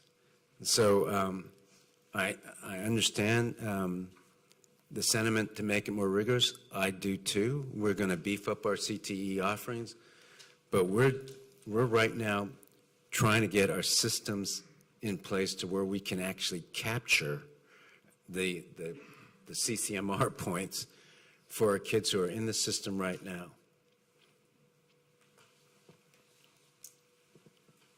One of the other things that was highlighted to me in this conversation was that the percentage of students that actually pertain, like who actually earn that outcomes bonus, is such a small subset, and it applies to very specific groups of students within the district, that the number actually is not, well, would you like to share that? Because you can say it much more eloquently than I. I don't know about that, but I can explain it. So, yeah, so one of the concerns is if the vision of the board is only outcomes bonus, the message could be sent that students that do not fall within those categories don't need to have CCMR, and that's absolutely not the case. It's not the directive of the superintendent with the strategy that's being employed right now. Now, outcomes bonus is incredibly important. Dr. Terry would absolutely say we need to focus on that, look at those data points more closely, and we will be reporting that again as support data, much like the early childhood data. So we will be bringing that to report that so that you can see that, be very transparent about those data points, but we want to make sure that the focus is on an exit criteria and CCMR for all, not just a small subset. Can you explain the small subset? I don't understand that piece. Sure. So the CCMR outcomes bonus, we get dollars for economically disadvantaged is a certain dollar amount, special education is a certain dollar amount, non-eco disadvantaged is a certain dollar amount. So it's those subsets of students. Yes, a student is either eco-dis or non-eco-dis, so that does incorporate. And then looking at, do they meet TSI? And so this is the college ready, TSI and what you shared earlier, TSI and enrolling in college or earning an associate's degree. the year after, so very lagging data, or the career ready is meeting that TSI threshold and getting a level 1, level 2 certificate through those partnerships with the community colleges, or for the career is also earning that IBC. So when you say, I'm sorry, I didn't mean to step on you. Go. Okay. So when you say small subset, so what percentage of the district is eco-disadvantaged? I don't have this year's numbers yet because we just finished snapshot date. We're still cleaning that, but typically around 76% is where. But when we look at CCMR in total, we are focusing on all of those student groups within that. Yes, we want them to have this higher level of rigor, and we are going to be monitoring that and sharing that. But the goal itself, the idea of CCMR, making sure we're monitoring each of these for any of the CCMR indicators is where we need to be right now. Especially because the CCMR threshold from the state level just moved up to an 88. So we're not going to get there by just looking at certain pockets. Can I ask a quick question? So I think I didn't understand, but now I do. So the outcomes bonus is not, I just want to be clear, it counts both economically disadvantaged and non-economically. So it accounts for all students in the district. It's just that the criteria are more stringent or more specific, maybe, than the other. Is that right? Okay. Okay, thank you. Yes, so my only concern with just a CCMR go is that we may and we could fall into what we experienced with one high school, some of our high schools, where they pursued an IBC that was not really meaningful, right? And so that would be my only concern, is that if we just use this approach, we could land 2-3 years from now where the list of IBCs, and I think we offer 80-something of them out of the entire list, some of them may not be meaningful anymore. Have we met the goal? Absolutely, but is it a predictive measure of success post-high school? I don't know if we have an answer to that, or the answer may not be no.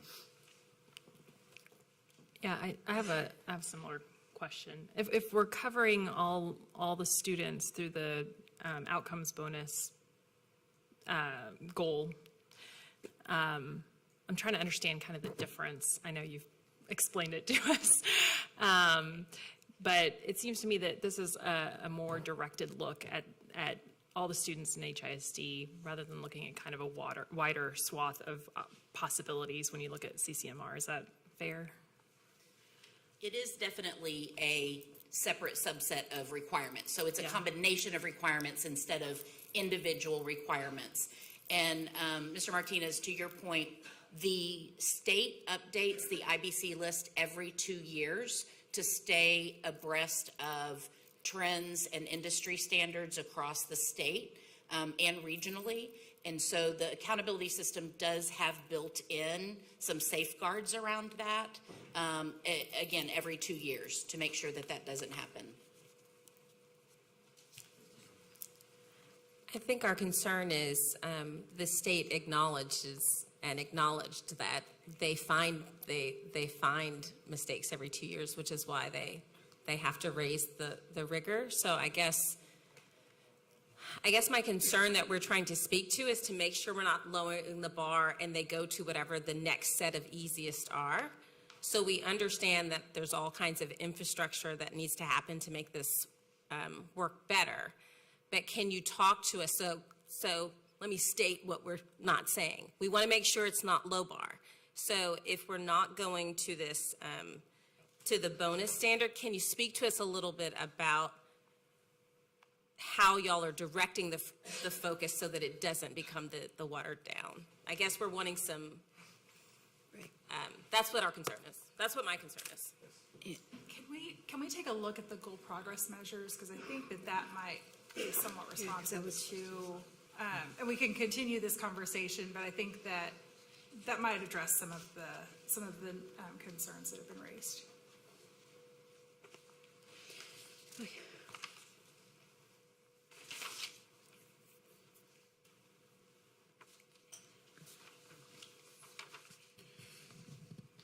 So if you look at the goal progress measure 3.1, well, let me back up, because I think the sentiment is that the outcomes bonus is more rigorous, and that's true. And that's why it impacts a smaller set of kids, because we don't have kids in the position, or many of our students aren't in a position to reach that bar. And so it is a more rigorous bar, and if the board sets that bar, then, you know, we still have to do the things we have to do to get kids to just do the goal progress measures that we have. And I'm saying it's going to be a challenge just to do 3.1, for example. I gave you the example of the number of students who aren't graduating without, who are graduating with the IGC, Independent Graduation Committee, which is not supposed to be the case. We, the district, over a number of years, have abused that exception for, you know, which was supposed to be for exceptional cases, and we make it part of the graduation requirement. Not raising their math or language arts scores, not having them retake the EOC, which is also something they can do, if the schools systems would support that. And so goal progress measure 3.1, the percent of 11th graders meeting TSI criteria on SAT, ACT, or TSIA. The students who are graduating with an IGC most likely today would not be able to meet that criteria. So we need to raise that, and we're going to raise it from an increase of 15% to 30% in 5 years. That's admitting how low that bar is, but we are where we are. We're at 15%. We need to raise it to, you know, at least to 30% in 5 years. Goal progress number 3.2. These are the same thing, on track to get a CTE completer. We're at 34%. That's a low score to 49%. So I think those two goal progress measures are good. We're going to have to do a lot of work to get kids that way, and that's the job. That's what our teachers are ready for. Goal progress measure 3.3, percent of 11th graders who qualify for college credit will increase. So this is college credit, 33% to 48%. So those are things we would be doing regardless of whether it's a outcome bonus or a straight CCMR. The rigor is raised with the outcome bonus, and if the board believes we should be able to hit that, then fine. I think one of Ashley's admonitions for us is that we set goals that are challenging and hopefully not too far out of reach. We've got a lot of challenge here already, but you know, I never run from a real challenge, so we'll do what the board wants to do. To clarify my understanding then, for goal progress measure 3.2, with the CTE completer status increasing, would that then require that the issue you described earlier about credits not being properly tracked, that would have to be addressed in order for this goal to increase? Yes, ma'am, no question. I think the question is whether we want to focus on the outcomes bonus or if we want to focus on CCMR. And then I think the question is, if we want to focus on the outcomes bonus, what are the numbers? I don't know what they are. It may be that it's not 15% growth because of all the other things. I don't know. Have y'all modeled that yet? We have. So the most recent report, we're at about 23% that are meeting the outcomes bonus for college ready, and about 5.5% for career ready. That's the most recent data. Yes, about 23% for college-ready are meeting those thresholds, and about 5.5% for career-ready. Oh, gosh. That's low. So, again, to clarify, so that 5% represents those that are earning an IBC? No. No. That are TSI ready. TSI ready And either IBC or a level 1, level 2 certificate. Got it. Have you modeled the, what you might anticipate in terms of growth over the 5-year period for the CCMR bonus? We didn't do that. I will tell you that the goal progress measures, as they're written, 3.1 and 3.2, we would likely recommend something very similar because they are predictive of either one.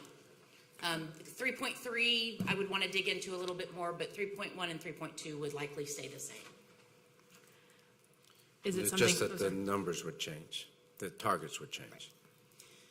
The numbers would stay the same because it's still the percent of 10th, 11th, and 12th grade who are on track to achieve that CTE completer status. If they're not there, they will not pass the IBC because they're not on track with that coursework to take the IBC. Right, I'm looking at the outcomes bonus starting at 5%. That'll be for the goal. So the goal, would we still say that the goal is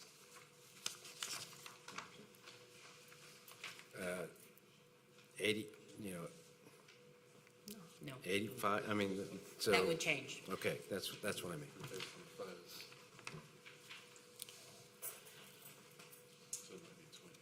So let's just take a stop right here for a second, and I want to take the temperature of the board and see what questions do you have, what technical questions do you have about this goal, and is this the direction that you want to go, or do you want to go in the other direction? And really, so my coaching on this is really relies on the question of, if you were to focus on the criteria for the outcomes bonus, so that TSI plus criteria essentially, would you still be able to, or how would that impact your ability to improve or meet the exit criteria? I think that's one of the questions, because CCMR is part of what they actually look at. CCMR, not the outcomes bonus. So that's my coaching question, and so getting clear on that. But either way, the board's decision is going to be what the board's decision is. So it really is the will of the board. I do strongly encourage you to, this is supposed to be a collaborative process with the superintendent. So you definitely should be taking into consideration the feedback that you're getting, but it is your ultimate decision.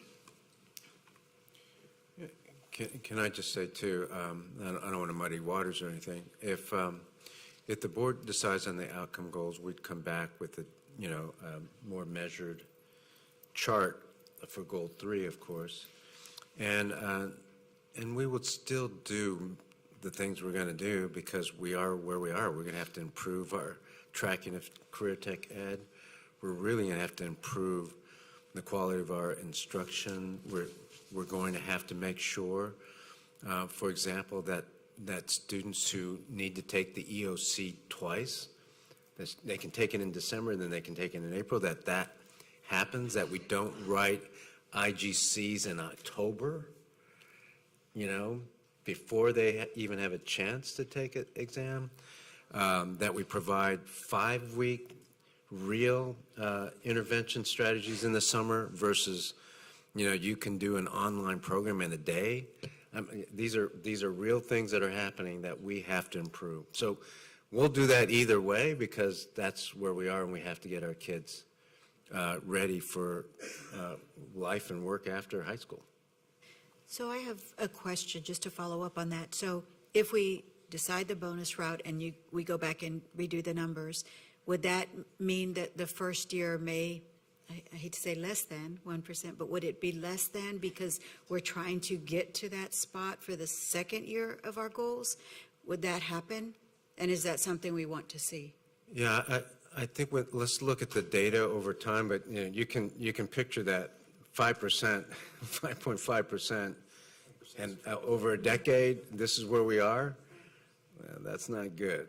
And so, raising it 15% in 5 years, that's probably a good goal, but it's going to be tough to get there. So that's why I'm asking, yes, Yeah. absolutely. So my thoughts just in general are that which one prepares students more for a competitive global environment, which is division.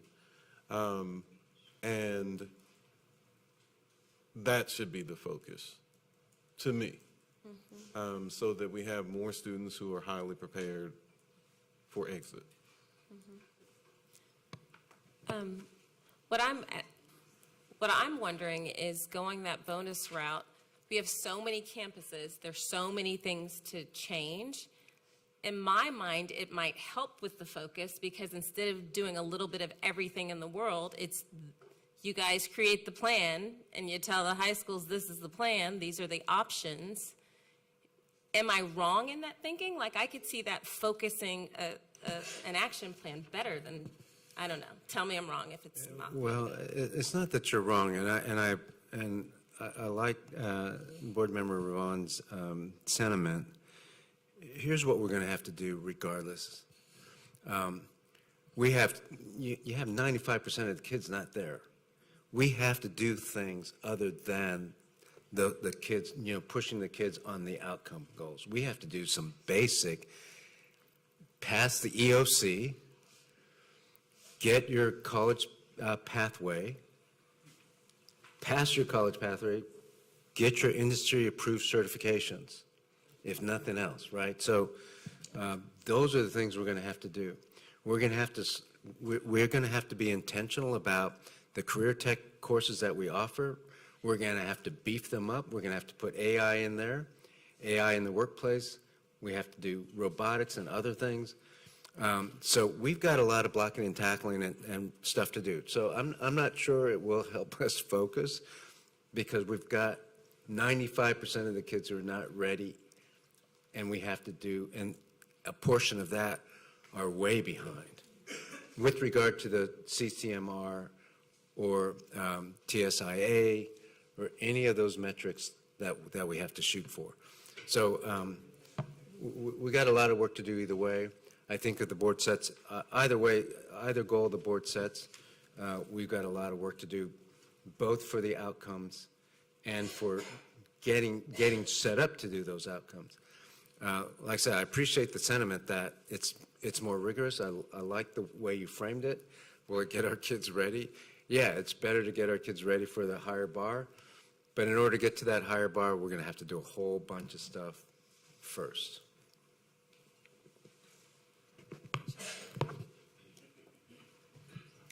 Superintendent, I have a question about the availability of options for students. I know we've talked about the need for more CTE courses, but is there currently options for all students across the district to access, for example, dual enrollment courses, AP courses, and IB courses based on availability? And if not, what plans might you have to have sort of an equitable distribution for all students to be able to access those options? Do you want to answer that and then I'll add, or do you want me to go first? All right, I'll go first. It's a hard question to answer because we don't have true equitable access to all programs in the district. So we're right now we have some magnet programs and magnet schools where there are certain communities have more access and others that do not. And so, yes, is the intent over time to address that? Yes, it is. And so I would say right now it's not equitable. We need to move that direction. Anything to add? There is a perception of equity because we have a school choice process, but the reality is when we look at the demographics and where families live who are actually accessing the school choice process, that's where we see the disparities in equity. So I think if we're going to have a goal, I would like us to work toward, obviously, I would like us to work towards having more equity in the system so all students can access this.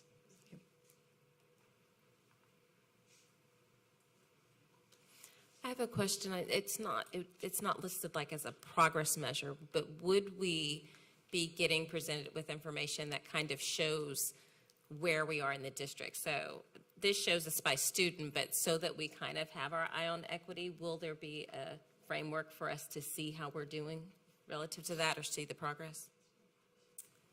Yes, ma'am. If the board would like that presentation, we can do that. I mean, I'm looking at Ashley because you all are revising your presentations, and so I'm not sure equity is one of those goal progress measures, but. So we can talk about that under the constraints. I didn't mean actually as goals and constraints. I was saying, I know it's not a part of the formal. Will there be opportunities for us throughout the year?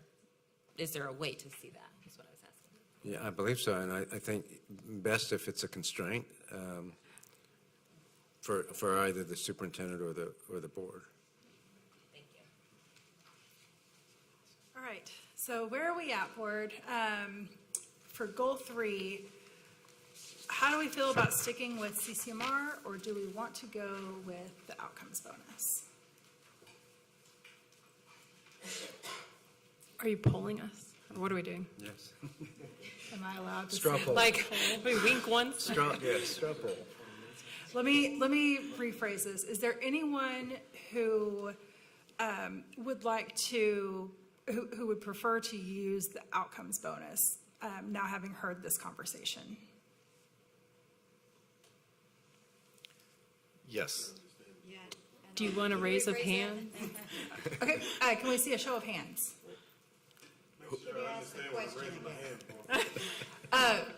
Are you, who on the board would like to see a goal around the outcomes bonus?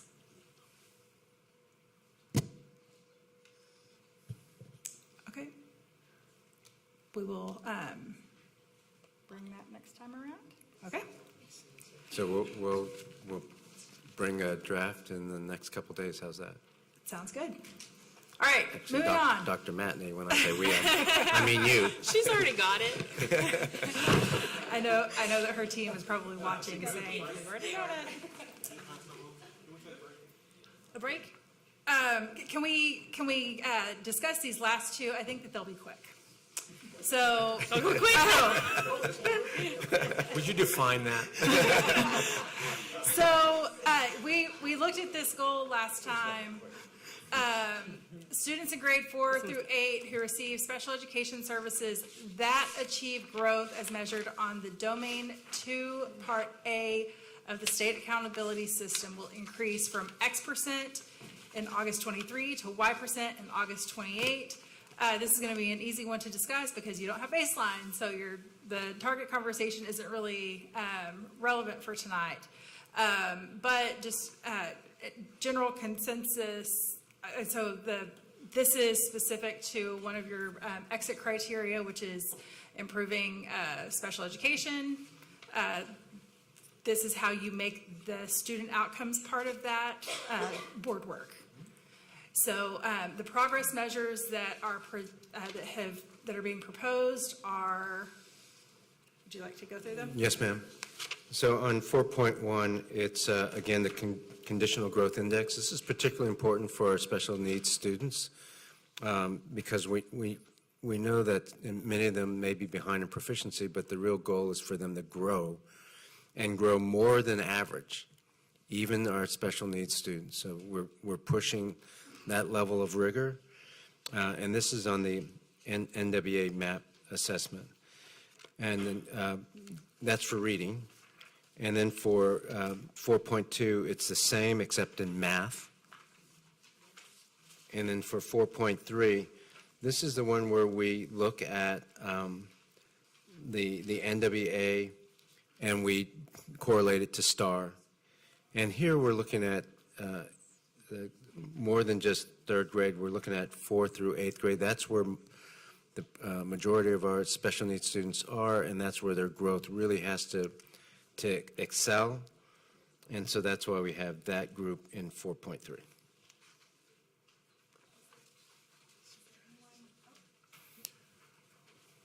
Is there anyone who has any evidence that these progress measures may not be predictive of the goal?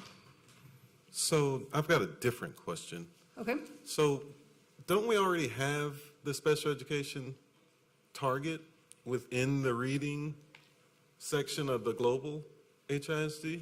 So I'm confused as to why we need a separate call out when we're essentially looking at the same thing we're looking at on goal 1. Go ahead, and then I'll add.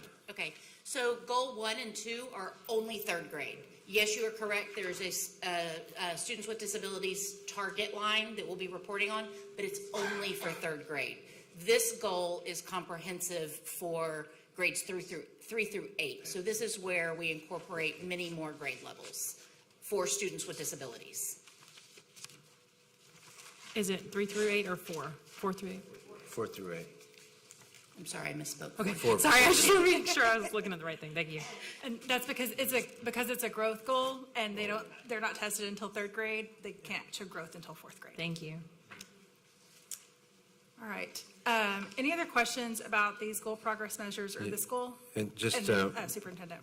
I think we have a typo on the goal 4.3 with our African American or Black students. Yes, we do. So that should be 21, I believe, instead of 51. So it should be, the goal is 21 Yeah, in 2028. in 2028? Okay. Yes. Okay. So I do have a question about the other stuff, the other progress measures. I won't say stuff. The other progress measures. Should we anticipate 15% as well with the rest, or just general? I know you still got to give us some information, but just is that what we're looking at? Yes, sir. I think generally that's a good stretch goal for us in 5 years. Okay. All right. If there are no other questions, I'm going to move on.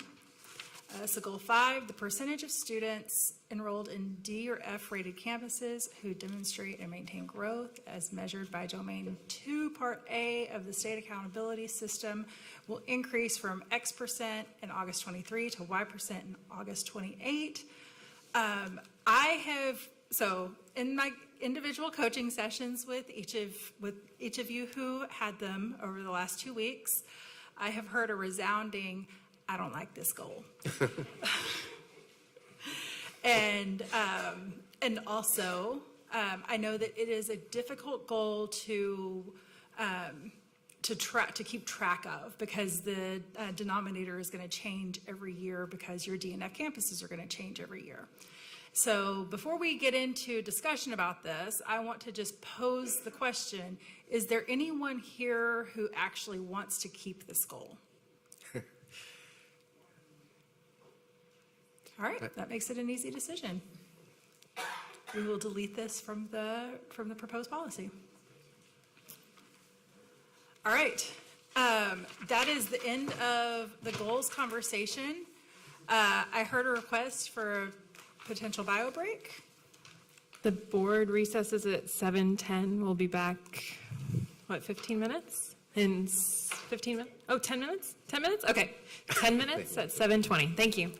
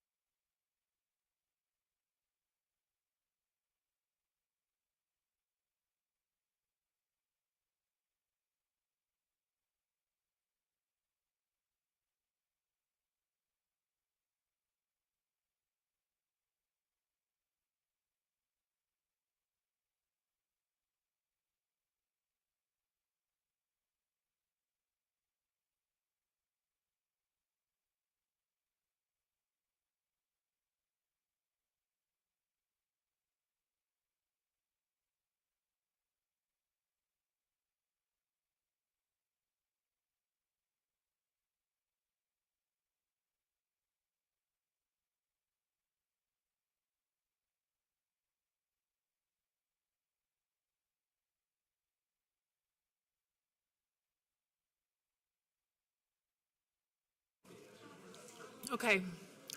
We're back from our break at 7:21. Ms. Paz, please continue. All right, so the next topic of conversation is superintendent constraints. So as a reminder, the superintendent constraints are an operational action or class of actions that are usually strategic, not tactical, that the superintendent may not use or allow in pursuit of the school system's student outcome goals. Constraints are based on the community's values and should not undermine the school system's ability to meet its goals. Though constraints will often require the superintendent to accomplish these goals in a different way. So last time we were together, we actually spoke about, so we reviewed the feedback that came from the community that was specific to the values that the community had. The most overwhelming thing that the community had to say was, get us back to an elected board. They also talked about things like instruction and instructional materials and ensuring that students have access to learning resources and even talking about like magnet schools and schools of choice and the different types of programming options. So with that, after that conversation, you all submitted several ideas, proposed language around different constraints. The ones that I have highlighted here are the ones that really came back from the board with the most frequency. Some of them are kind of a synthesization of language from multiple different constraints. And then some are still just so for example, constraint number 2 is still the original language that was proposed because this one is specific to that special education exit criteria. And this was done in support of your special education conservators who have done a deep dive and really identified what those high lever operational areas around special education would be. So, and it also is written in alignment with some of the community feedback around student supports and wraparound services and ensuring that students have the tools that they need to be successful outside of the classroom so that they can be successful in the classroom. So with that, we're just going to go down the line. And as a reminder, the board does not have to adopt 5 constraints. The board has to adopt 1 constraint, but can adopt up to 5 constraints, with the general coaching being the more constraints that you adopt, the less focus the district is able to have. So with that, the first proposed language, superintendent shall not allow the number of D or F campuses to grow or remain the same. There were several alternatives to this language, but they really all rest on the same idea that we're not going to we don't want to see the number of DNF campuses to grow. And I can't remember which one of you asked the question, but one of you asked a really great question about alignment with the exit criteria, because this language, Rolando, would you mind sharing that question? Yeah, so I was seeking clarification as to what the actual exit criteria was. My understanding was that it was no campus with multiple years of failing DNF. So I don't necessarily think that constraint number 1 meets that because, I mean, although we have the same number of DNF campuses, but if they fail multiple years, we've not met the exit criteria. So that was my concern in that, and with constraint number 1. Okay. Michelle. Sorry, my concern with constraint number 1, and superintendent, I may be incorrect here, so please correct me, is that when the accountability ratings come out, is that we may see an increase here, correct? At least initially. And so if we adopted this one, knowing that we anticipate D's and F schools to grow, that would potentially be a little bit unfair. So my sense, we're talking about a comparison between last year, the 2023 DNFs, and 2024 DNFs. So when they come out, you're right. undoubtedly, we will have way more DNF campuses based on 2023 STAR scores. That data is not out yet. We have what-if data, so we have, and Dr. Matney's team has run the methodology in a couple different ways. So I think that should alleviate that fear. However, I need to put a footnote right now because the accountability ratings have been enjoined.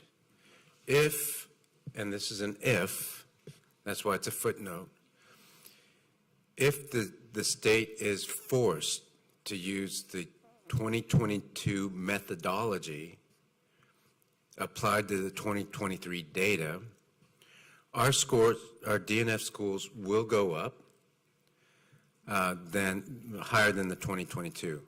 And the new methodology applied in 2024 STAR scores, so a year delayed, is probably going to increase the number of DNF scores again.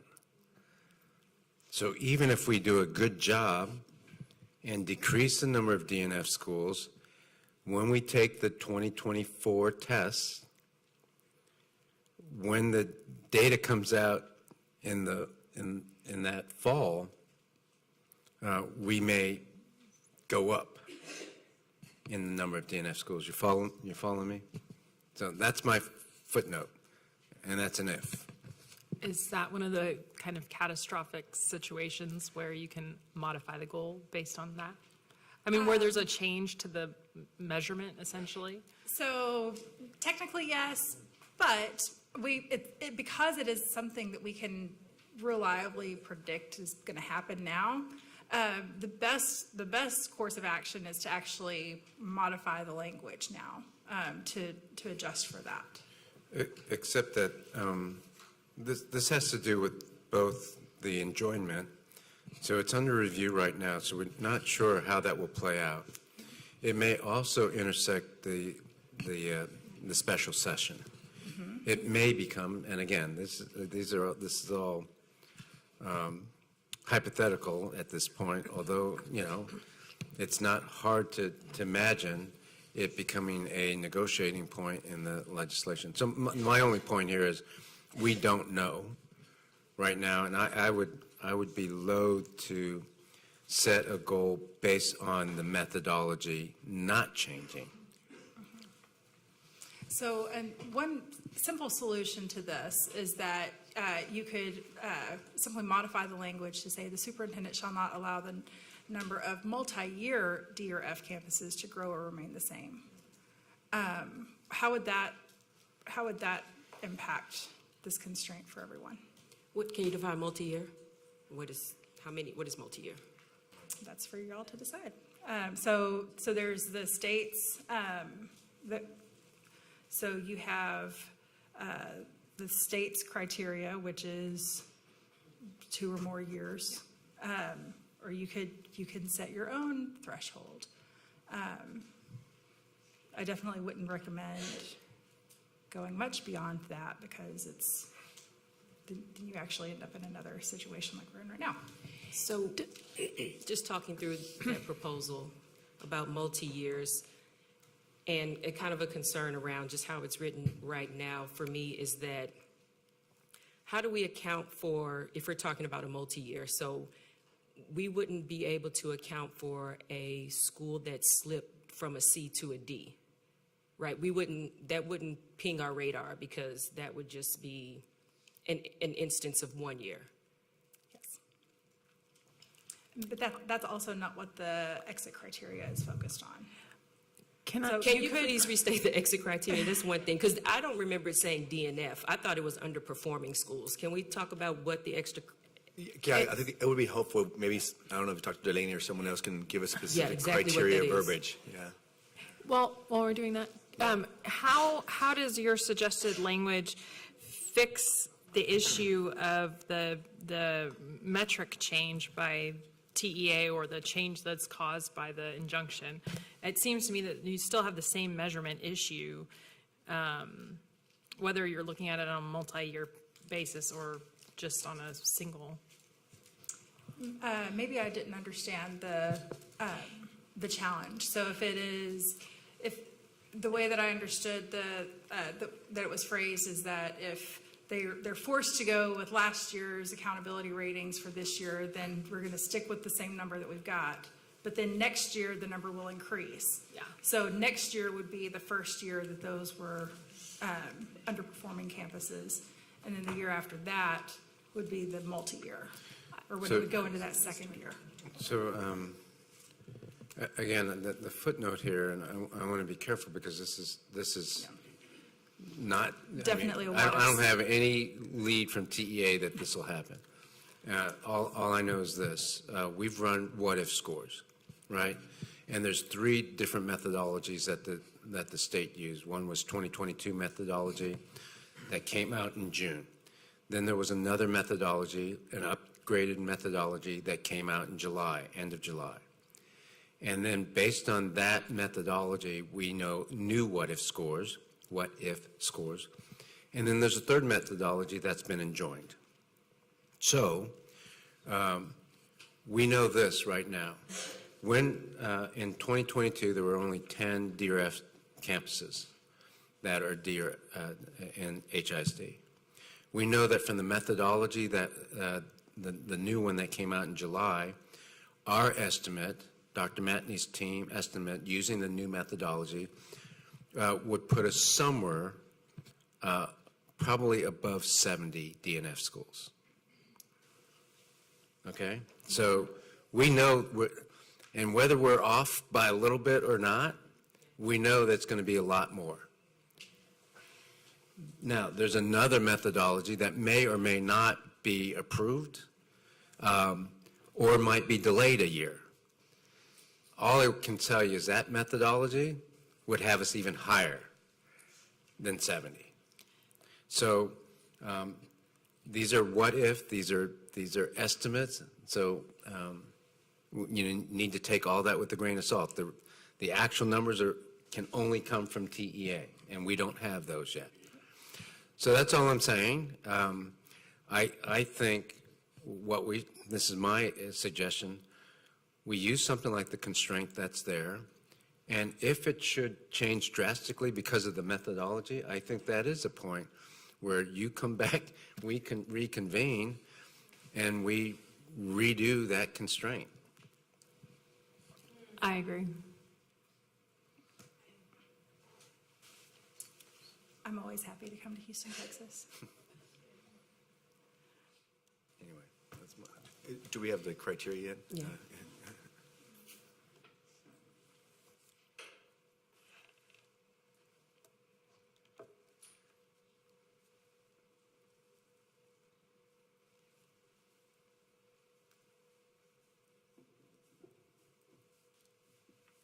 Good evening, members of the board.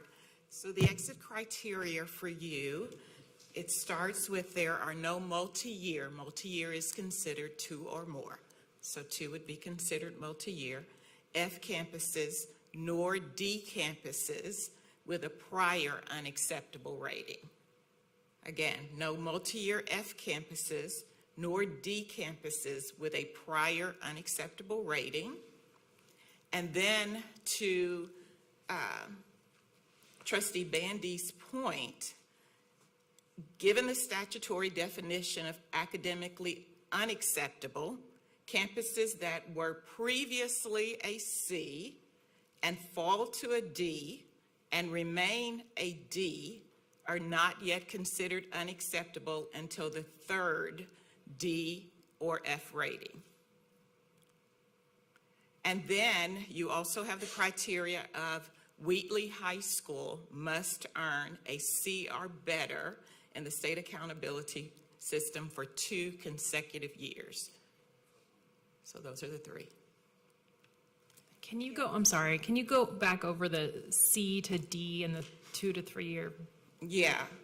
Okay. Given the statutory definition of academically unacceptable, campuses that were previously a C fall to a D and remain a D are not yet considered unacceptable until a 3rd D or they achieve an F. So it's academically unacceptable to be a D for 3 years. Right. That's when Or the if they trigger achieve an for the, F. If you were a C. Right, if you were a C. If you were a C, if you were already a D, 2 years. right. What if you were a B? Yeah, good question. Same idea? thing if you fall into Okay. that D or F category. Got it. 3 years. Okay. Were you raising your hand? Yeah. Okay. Okay. So what are we thinking about this constraint? Would you like to consider some different language? I have a question. I'm sorry, go ahead. Go ahead, Adam. I need to think about my thought. I was just thinking, the exit criteria is very close. It's almost like we could just use it as the constraint itself. You can do that. And then it negates all of the other things. Don't we then still fall back on when it starts, or like when we actually start measuring it by, right? I mean, I'm not disagree. I'm just saying I still think we have that challenge, right, of So when it actually starts. Yeah, let me add a little bit of clarification. So when the board stops writing, so the board writes the constraint. So you have set at the point where you say, okay, we're happy with this constraint. This is the language we're going to use. Then it is the superintendent's job to say, all right, so now I'm going to take this language and I'm going to interpret it. And the way that he is going to interpret it is by identifying constraint progress measures. So, and you will have to adopt those constraint progress measures. Just like with the goal progress measures, they need to have a baseline and a target and a starting point and an ending point. So if you don't have a good baseline, which right now we don't, then you're essentially going to adopt a language with a placeholder, just like in some of the others. So from X to Y. So this conversation really should tease itself out in that process. But you can also put a footnote and say pending TEA accountability. Isn't this constraint more stringent than the exit criteria in a way? Because with respect to D campuses, this would say, all things being equal, you can't have a C drop to a D, whereas the exit criteria would say, not that it's okay, but that it doesn't trigger regression, say. Yep. Okay, thank you. All right, so I've heard something. Now I'd like to. Okay, Angela. So, yeah, it's on. I have questions about the consolidated language that I don't think reflects, for me, what people submitted. And so I don't want to do this in order and say, well, what do y'all think of 1? Because I want to make sure that we aren't de facto just saying 1 through 5 are the only options without any discussion. So I don't want to go in order until we talked about what's on the table, and I don't want to assume that these 5 are our only options, right? The board can adopt whatever constraints they like, as long as they fit the criteria of constraints. Well, so then I guess the order for me is I'm not comfortable with us kind of straw polling 1 through 5 when there are all kinds of options. Yeah, and so right now and so if it would be helpful, I could just remove the numbers, because they were really just talking about so I am absolutely giving the coaching that you should be adopting constraints around the exit criteria, especially the DNF campuses, because if you choose to not adopt a constraint around that after having not adopted a goal around it, then you are consciously choosing to not have the exit criteria be part of the board's work, and you are also choosing to not align that with how the superintendent is evaluated. And so it needs to live with either within the goals or the constraints. Or you can say, we're not going to make this our business. I definitely don't recommend that. That's not what I'm saying. That doesn't address what I'm saying at all. So that's the reason we're discussing these 2 first. But the number is really not The number's not what I'm taking issue with. That doesn't fix it But either. it sounds like there's other constraints that you would like to entertain. On this one, though, it's also value of the community that was expressed, that the elected board come back as soon as possible. And so this is the biggest hurdle right here, the DNF campuses. That's going to be the biggest challenge we have. And so I think it should be a constraint, because that's, people want the elected board back, and this is how we do it. My question wasn't that I don't want this as a constraint. I just don't like the format that we did the last time where we like thumbs up, thumb down. I'm fine with one. I'm just saying, when are we going to talk about all of them before we start? Yeah, so the ones that are shared are the ones that were most aligned with what the community's feedback was, and most aligned with what has been identified as the high need, high leverage, and also that meet all of the criteria that's called for a constraint. So if there's another area that you'd like to talk about. It's not another area. It's at number 4 and 5 that you're characterizing as consolidated of the other pages. I just think the language, because we say constraints, it has to be, we have to all agree to the language so that the superintendent goes in the right direction. I just want to make sure that we have space to talk about that. Yes, we absolutely will have space to talk about that. So this is just all of this language is just a starting point. All right, back to this DRF campuses. So what I'm hearing is use the exit criteria. Is there anyone who disagrees with that? With use the exit criteria? Yes, the actual language from the exit criteria. Okay, what do you think? I prefer this written constraint because it is more stringent than the exit criteria. And so the general coaching is that a more stringent constraint will actually increase the likelihood that you meet the exit criteria. But it's a style choice by the board. This is just my 2 cents. This is a board constraint on the superintendent, so it is only 2 cents. Having 70 or more DNF campuses is going to be a huge challenge. The exit criteria, and we're not trying to go slow. We're not going to go slow approach.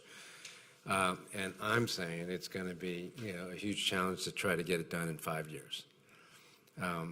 So I would say we should do the exit criteria because that is the value. It's going to be hard enough, and I think it's going to be a challenge to get it done in 4 or 5 years. That's my sense. Would then the goal be 0 on year 5?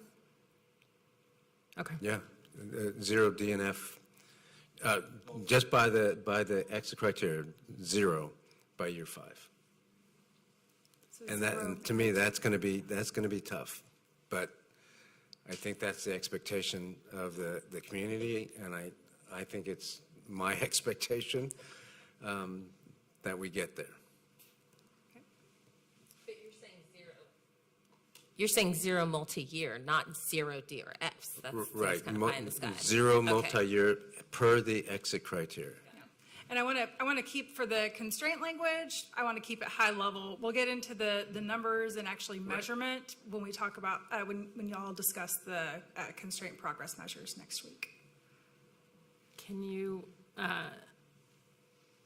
give us an example of how that language would be? Would it be the superintendent shall not operate the district without achieving the exit criteria by year 5? So the constraint language the constraint progress measure language is just written as a SMART goal. It doesn't have to use shall not language. So the constraint would be, just because I don't have the exit criteria in front of me, I'm going to read what's there. The superintendent shall not allow the number of DRF campuses to grow or remain the same. The constraint progress measures might be the number of C campuses rated C will increase from X to Y. the number of D campuses will decrease from X to Y. Yeah, and I understand that. My question is about the actual constraint language, because if we're going to incorporate the language from the exit criteria, it has to be, as I understand LSG, we have to stay in the negative, we have to do all that stuff, but we are directing the superintendent to get to 0 by year 5. You are not directing the superintendent to do anything. You are telling the superintendent what not to do. So you're saying you shall not allow the number of D or F campuses, well. It's an affirmative statement is I'm just. It has to be phrased as a restriction. It's not an affirmative, so a directive phrased as a constraint is not a constraint. That is a directive hiding as a constraint. The constraint has to be the superintendent shall not allow. You can't say the superintendent shall But not Ashley, allow. I think she's asking you, how do we make the sentence using TEA's language? Because it is a directive, right? That is the directive to us. So how do we formulate that into a non-directive to the superintendent? That's a Just some coaching on how do we formulate that sentence. So without the language right in front of me, which I can. Can we bring it back so we Yeah, can do it, exactly. is what she's asking? That's what she's asking.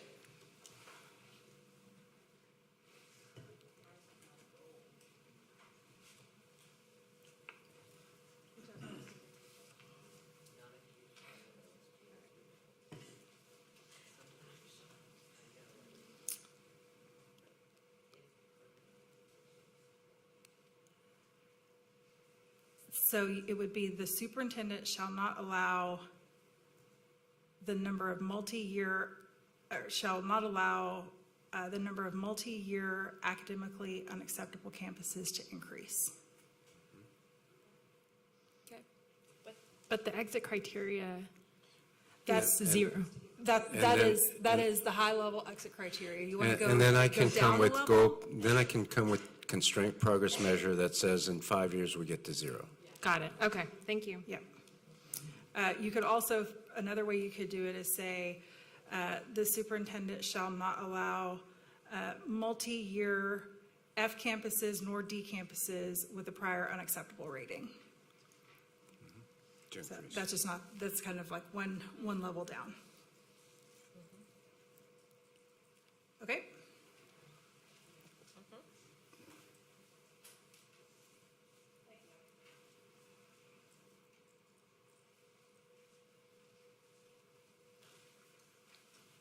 Okay. Shall we move on and talk about number 2? Oh. All right, number 2, the superintendent will not allow inconsistent supports, systems, and processes for students receiving special education services across the district. Does this directly address our exit criteria for SPED? This is, so the exit criteria is that it is specifically speaks to compliance, which is essentially saying the superintendent shall not break the law, which is not generally a recommended constraint. But that's our issue right now. Yeah. So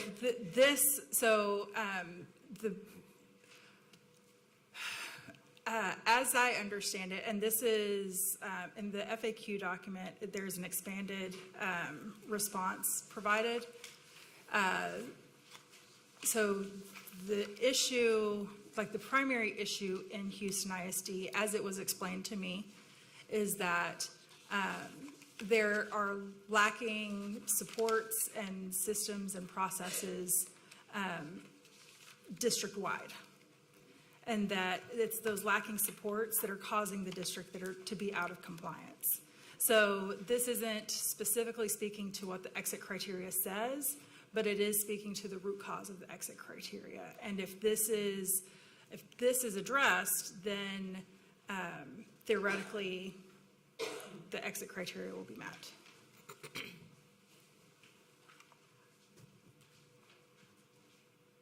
I just have a question about like the common understanding of inconsistent supports, systems, and processes, so that like our intention versus the superintendent's plan. And so the language is pretty broad, like support systems and processes. And what's the difference between a system and a process? It just seems kind of fluffy.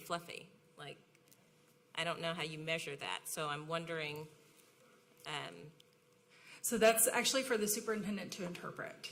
And I know, so but what that's we my- said is if we do it generally and he misinterprets, then it's our bad on writing it this way. So I guess I'm a little unclear as to what we're asking. And so if I'm unclear, then how could you be clear?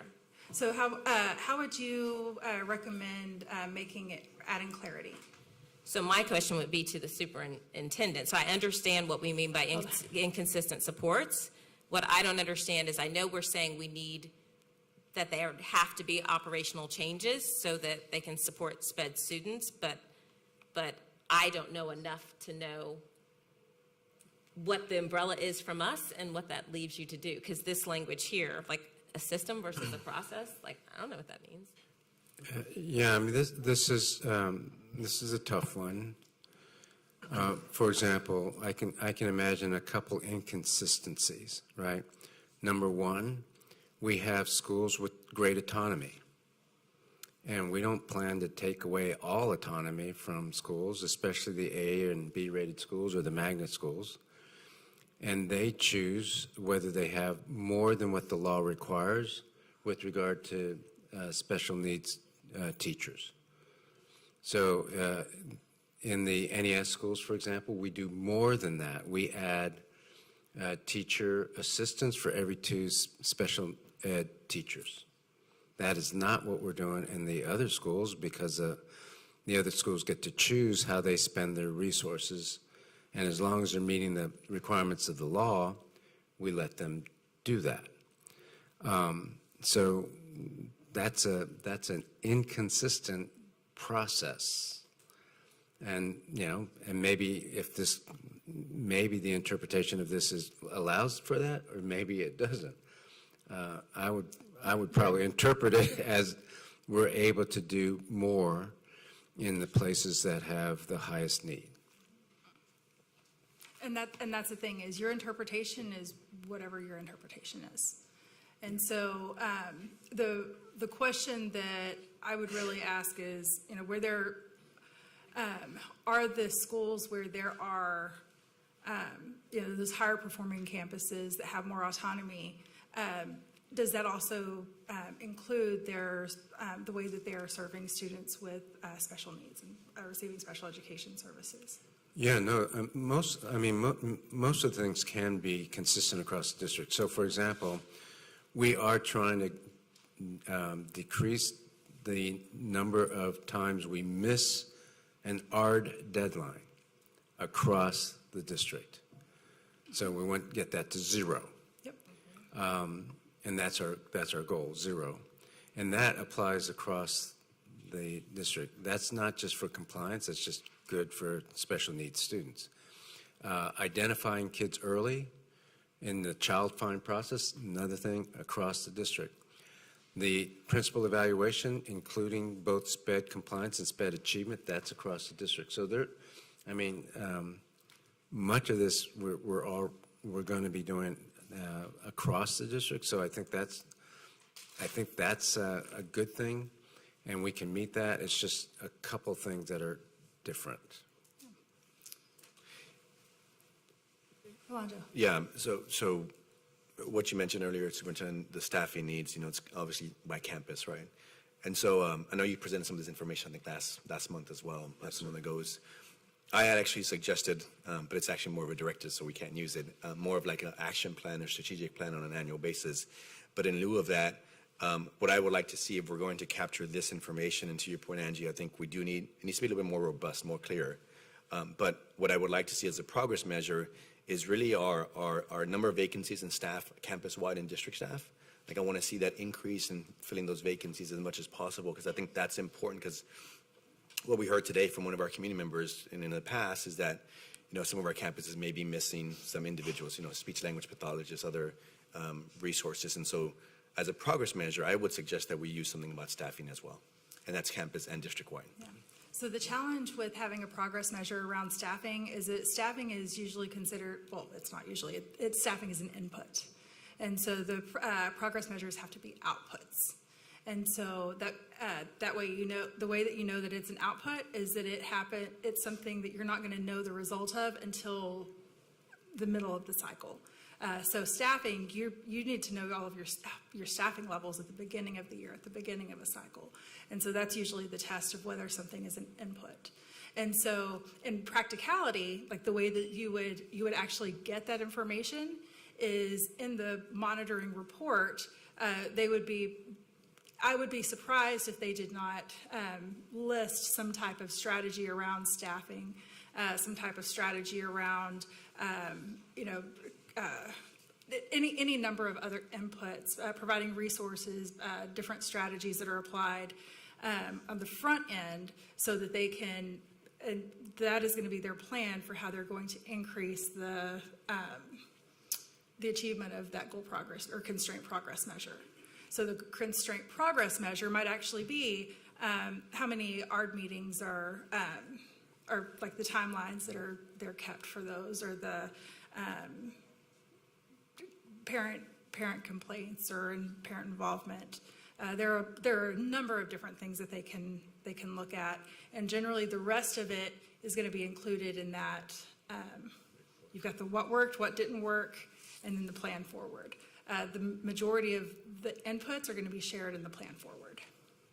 So I'll ask you a question, Superintendent. I think Adam finished up our last session with this point, and which is very, at least in my opinion, was good, was that some of the feedback when it comes to constraints, while we're implementing some of the high quality instruction curriculum, there's still some concern from the community, hence that's why they put as a constraint. How would we measure, for parents, how do we measure, example today, the parent said, my kid is not receiving the resources, or at least the additional time. In your opinion, how could we measure that in this progress measure? That it's quality, that it's actually outcome-based, that they're actually getting what we think they should be getting? So there's several progress measures that come to mind with regard to this. So we can look at ARD meetings, because we should not go down to an individual level, because there's so many different kids and so many different situations. But ARD meetings, if you have ARD meetings on time, or you identify kids on time, you're serving a whole bunch of kids a lot more than in the past. The other thing we can do is we can look at the compliance rubric for each of the schools, which also, and not just compliance rubric, but compliance rubric has higher quality IEPs for our students, for example. So that portion of the compliance rubric can be measured, will be measured as part of the principal's score. So we can look at IEPs and how successful the IEPs are being complied with, because that's what parents want. And the IEP is developed with the counselor and the parents, right? So the completion or the progress towards whatever goals they set in the IEP, essentially you have a summary of that, right? Like a...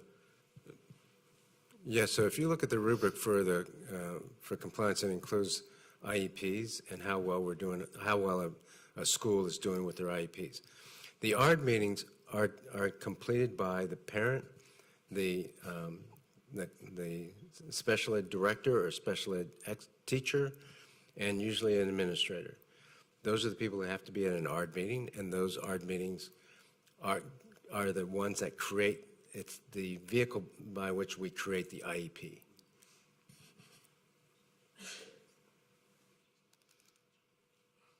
Could we, I know TEA has a rubric, I think it's called results-driven accountability, and they have a measure there. Could we use that as a constraint? Shall not allow to fall under, I think there's a meets criteria there Hold on. for special education. Yeah. So I really need to. Yeah, go ahead. Yeah. So superintendent shouldn't be writing constraints. Board members shouldn't be writing constraint progress measures. So.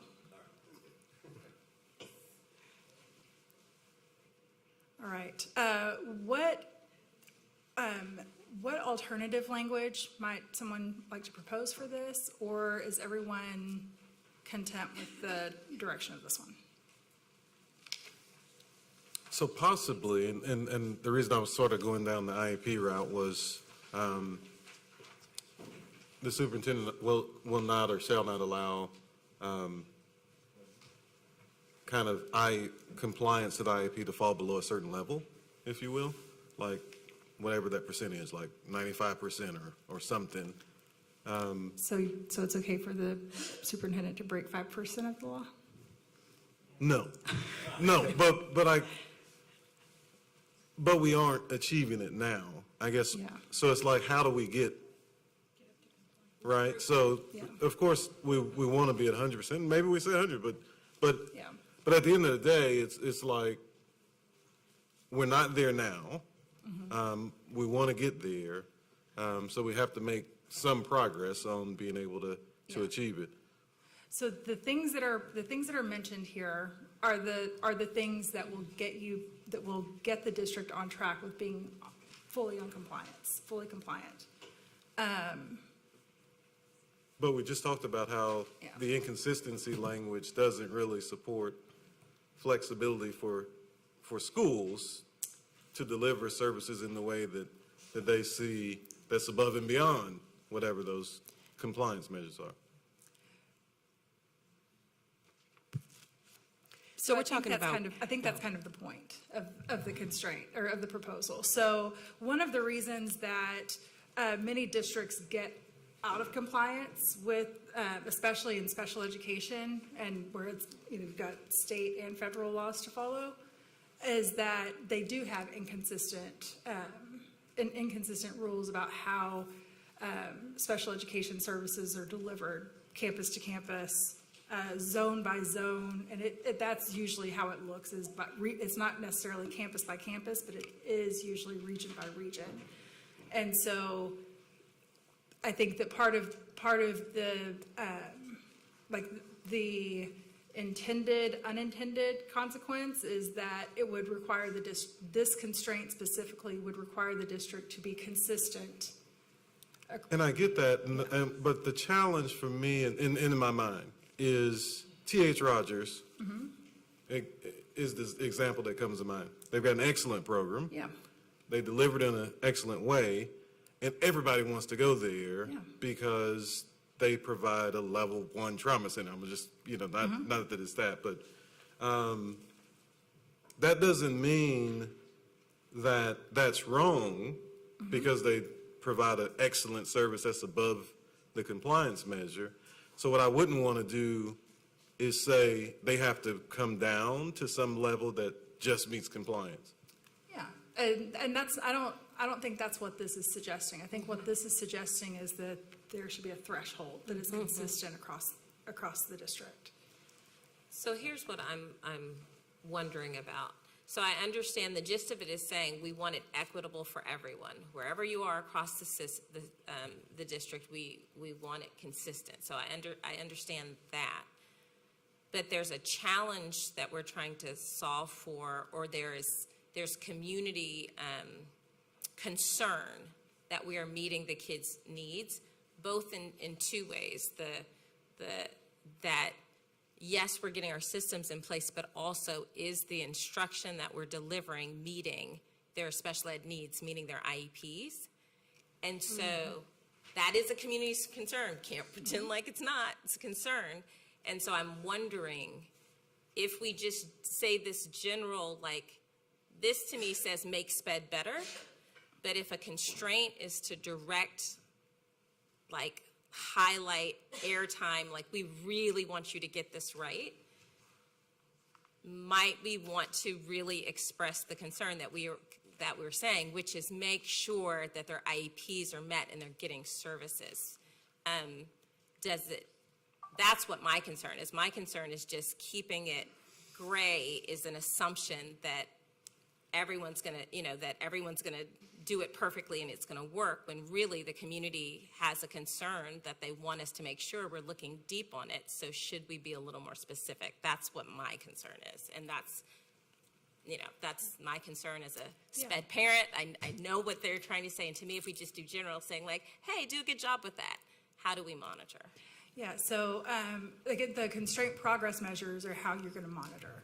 And so for this one, and I hear what you're saying. So I guess, that's what I'm saying out loud. I guess when you ask what would be the change, then I guess I am saying, yes, let's name the meeting the IEPs with consistency across the district. That's my vote.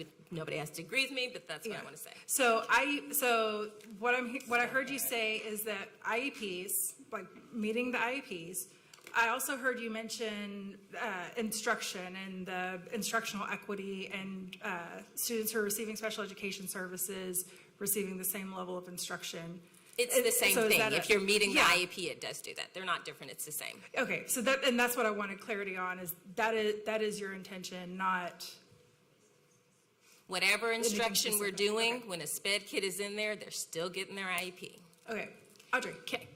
Maybe this does what you're saying. I think I think you can take constraint 2 and just add to the end of it to ensure that IEPs are met. We want the processes in place, but really the end goal is to get. Are IDPs a part of compliance requirements? Yes. So you could put that too. So I was going to say, I mean, again, we just got the exit criteria handed out to us. And again, proposing language here, the superintendent shall not allow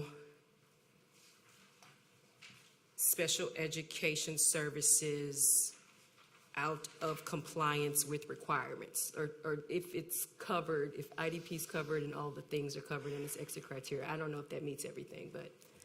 The reason I'm speaking it out differently is because that's where it gets stuck, like with the SPED, with the experience of having a child in special ed.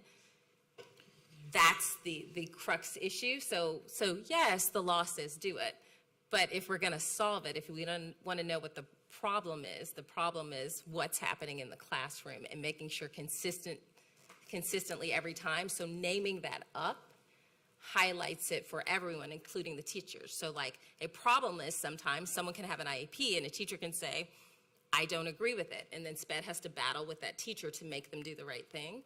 Yes, it's the law. It shouldn't be an issue, but it's an issue in the district. So if you ask why I'm saying the IEP, it's because the rubber hits the road. What the parents are talking about is that in that classroom, meet my kids' needs and follow that IEP period. That's why that would be named out more louder than say some other aspect of just generally comply. And so what you just mentioned, and so adding the IEP language to the end of this is a more appropriate constraint than having a constraint that says, effectively, the superintendent shall not allow special education services to be out of compliance. The law is already that you have to be in compliance, and so adopting a constraint isn't going to change that. The law has already been broken, and so. The law has already been broken around IDPs too, right? Yes. So okay. This is more specific to what the actual challenge is. These are the challenge as identified by the professionals in the district is that there are inconsistent supports, that there are lacking systems and processes for all of the students across the district. So in some you use T.H. Rogers as an example, they have a stellar program. That's not the case across the district. Mm-hmm. So it's finding that threshold and being consistent with it. That is what is suggested as the thing that will actually move the needle and get the district back on compliance. Mm-hmm. So is it, yeah. But there's still going to be inconsistent supports because to the point there's some here and there's some there, so. That's why it's monitored over 5 years, not. You're not supposed to be. It's not like you're not going to adopt a constraint and then everything be fixed. You're going to look at it just like you do the goal progress measures, where it is a transition. Correct. So is the intention that there will be consistent supports at the end of 5 years? Because that doesn't sound realistic if, again, some are up here and it may be impossible for others to get up there, but they can still meet a standard. Because being great, super, is inconsistent with meeting a standard. And that's where I think we're aligned, because if the issue is inconsistency, it's not that it's inconsistent, it's Right. that some don't meet the threshold. That's right. So the issue is the threshold, not the inconsistency, because I don't think we have issues. The threshold is how the threshold would be the consistency. It doesn't mean that everything is going to be equal, but it means that we've got a common threshold that But is when we use the consistent across word the district. inconsistent, Yeah. then it has to So, go. do you have some proposed language? I have, along with my seat buddy here, we've come up with an idea. The superintendent will not allow ineffective supports, ineffective being the important word there, ineffective support systems and processes for students receiving special education services across the district to ensure that individualized education plan development and IEP implementation is effective, is met. Yeah, and I think you got that from the criteria, right? The last piece, which is great. I Thank got you. it from my Thank you, neighbor. Thank you. Yeah, so it runs with it. So, and to your point, Angie, I think you're absolutely right. It's not the compliance piece the community is talking about. It's the actually doing it. Are my kids receiving the resources that they need? And so I like this language. Yeah. All right. Is everybody good with that? All right, let's move on. So the next three are just, they're not in any specific order. They are just there because that's the order that I put them on the page. Next, superintendent shall not make changes to programming or school options without support of a comprehensive audit or similar research-based assessment of the effectiveness and impact on the achievement of board-adopted student outcome goals.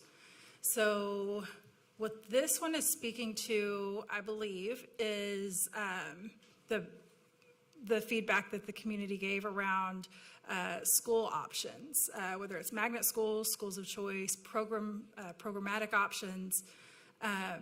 So making changes, the superintendent shall not make changes to those options without first having conducted some type of research-based assessment that identifies the effectiveness of that plan and the impact on student achievement.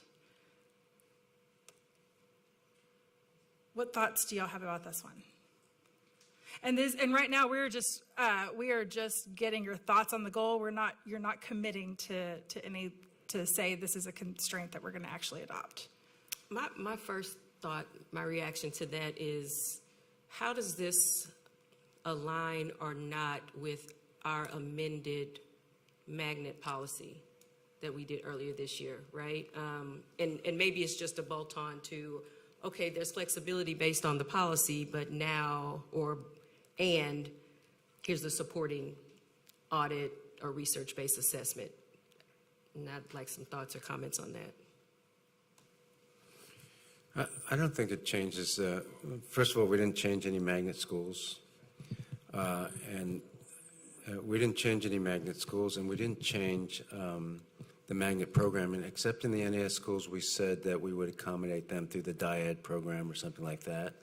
And in fact, we've received very little negative feedback and a lot of positive feedback from those places where we added the DIAD program and did accommodate the magnet program. So the sky is falling narrative that it didn't happen.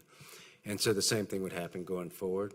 There's no plans to change any of the magnet schools at this point, and if we wanted to, we would follow this constraint.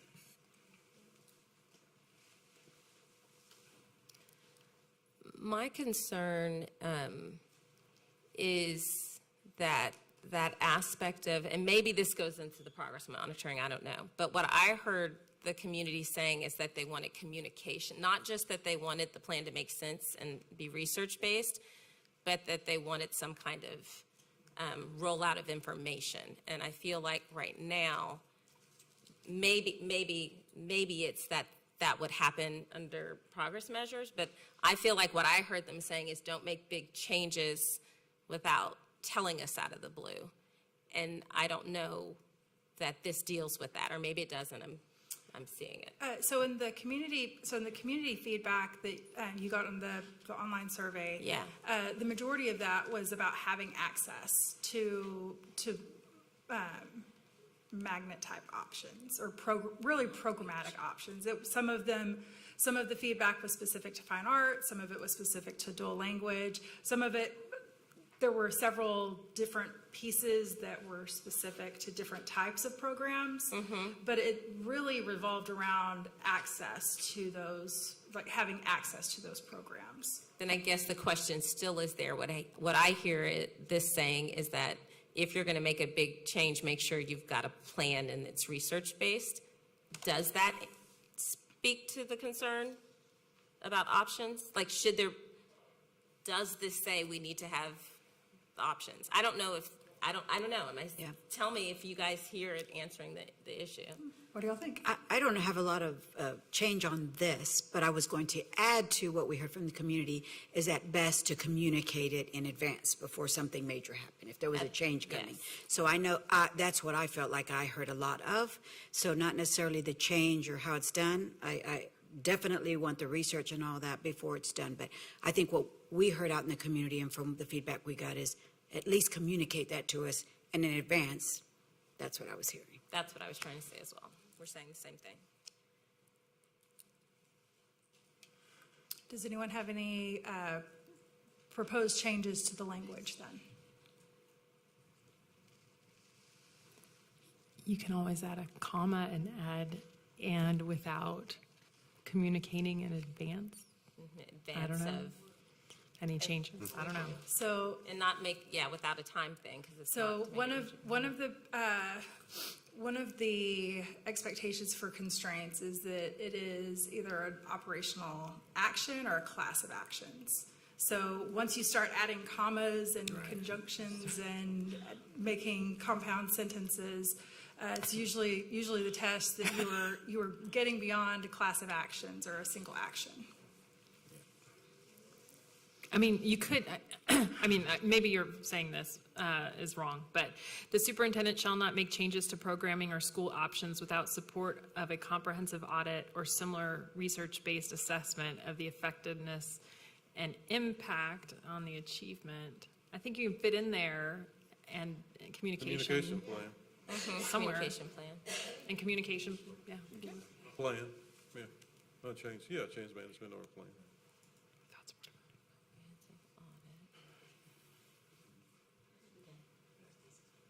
Okay.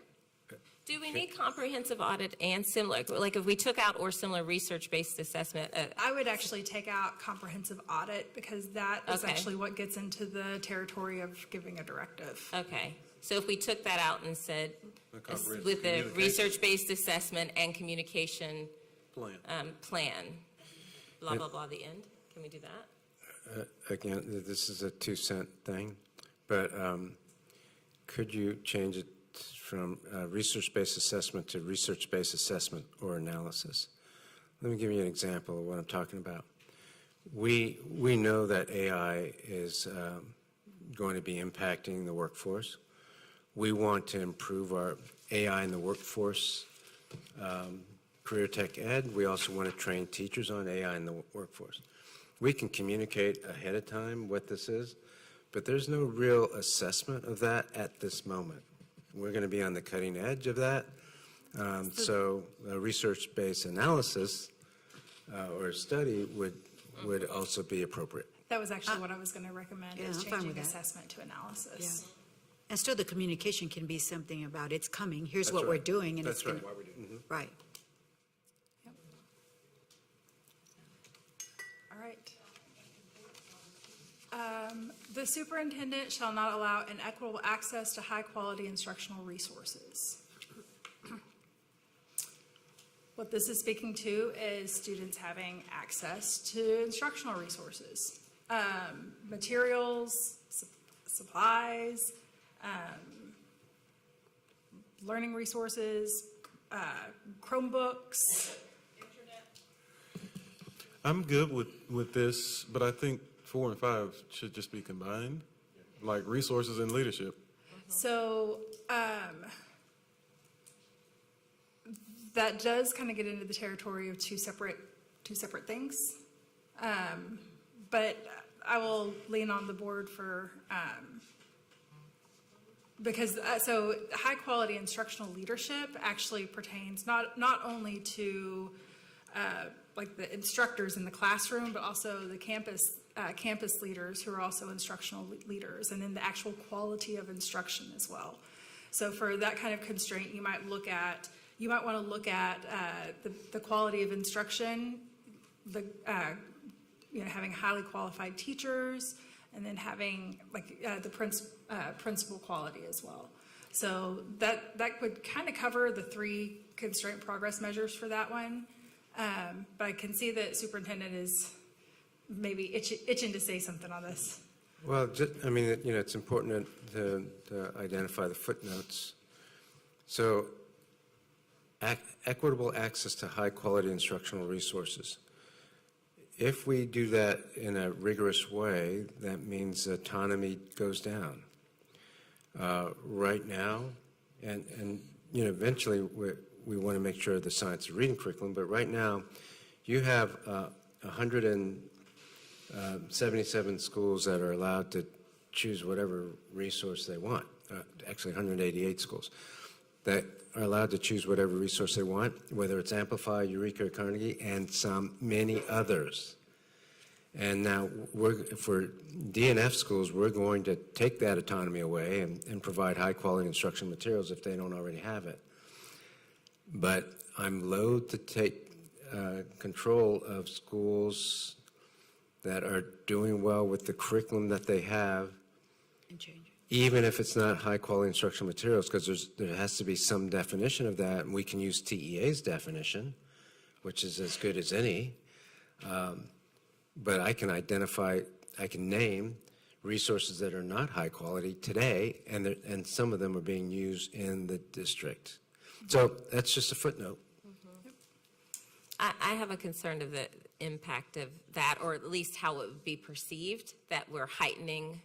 And the other I wondered about is you said we don't have to have 5 constraints. What I wonder about that one is it's not like it's Mike Miles' deal that he doesn't pay attention to instructional resources. So I'm like, why are we even putting that as a constraint? Especially if it's going to heighten this thing of everyone waiting to see, well, when is it coming to my school? And now we have to change everything, and they all start freaking out. So I just don't understand why 4 is there. Yeah, you absolutely do not have to adopt 5 constraints or 4. Or 3. And I agree with you, and I think it's true with respect to both 4 and 5. Me too, and I also the one I was waiting for was high quality instructional leadership. First of all, what's the definition? And if you're talking about teachers, say it, because that kind of sounds like you're talking about principals, or are you being fudgy? Like both of 4 and 5, Yeah, so the spirit of 5 is definitely instruction, instructors, and instructional leaders, as in campus leaders. So we can scratch these if that's what I'm hearing. Yes. I'm good with it. Anyone not agree? All right, so 4 and 5 are going the way of the dodo? All right. There were some other options that were thrown out. Did you have one you wanted to suggest? I just have a question about none of these speaking to kind of the students' health and wellness, or even student and teacher, the community's health and wellness. And it's not that I'm asking for another constraint. I guess I'm asking Superintendent Miles, if culture and wellness, where is that embedded in this plan? That I don't know. Does it need to be named as a constraint? And if not, how can we assure that it's happening? Because our kids need that support. Yeah, obviously these constraints are just a small part of what we're doing in the district. These are just the most prominent ones that the board wants to pay attention to, but we will be paying attention to a whole bunch of things. For example, we just opened our 7th Sunrise Center. And that is all about student services, student supports, family supports in multiple areas. Very little to have to do with instruction or achievement or anything like that. We kept the social emotional learning coordinators in the schools. That's not going away. We have at many different venues, I have pushed Pro Unitas because that coordinates the SEL services and things like that. You heard it if you were at the Sunrise Center this past weekend. When was it? Wednesday or Tuesday? We did the same. I did the same thing. We will be taking climate surveys, both of students and staff, and eventually community. So there's going to continue to be an effort around that, and we're going to continue to push dyad programs for our kids, and continue to push travel. I mean, all those things that impact mental health. So one of the items that was brought up by several of you was the idea of a financial constraint. This is not one that came specifically from the community, but if you were to adopt a constraint around the way that resources are allocated, so the way that the constraint progress measures can be monitored can actually speak to the way that student support services and wraparound services are being provided, the types of investments that are being put into the Sunrise Centers. And you also don't have to have 3 constraint progress measures. You could just look at 1 or 2 things. You could also look at other areas of financial matters that the superintendent chose to bring to the board. But having a constraint like that would make it board work.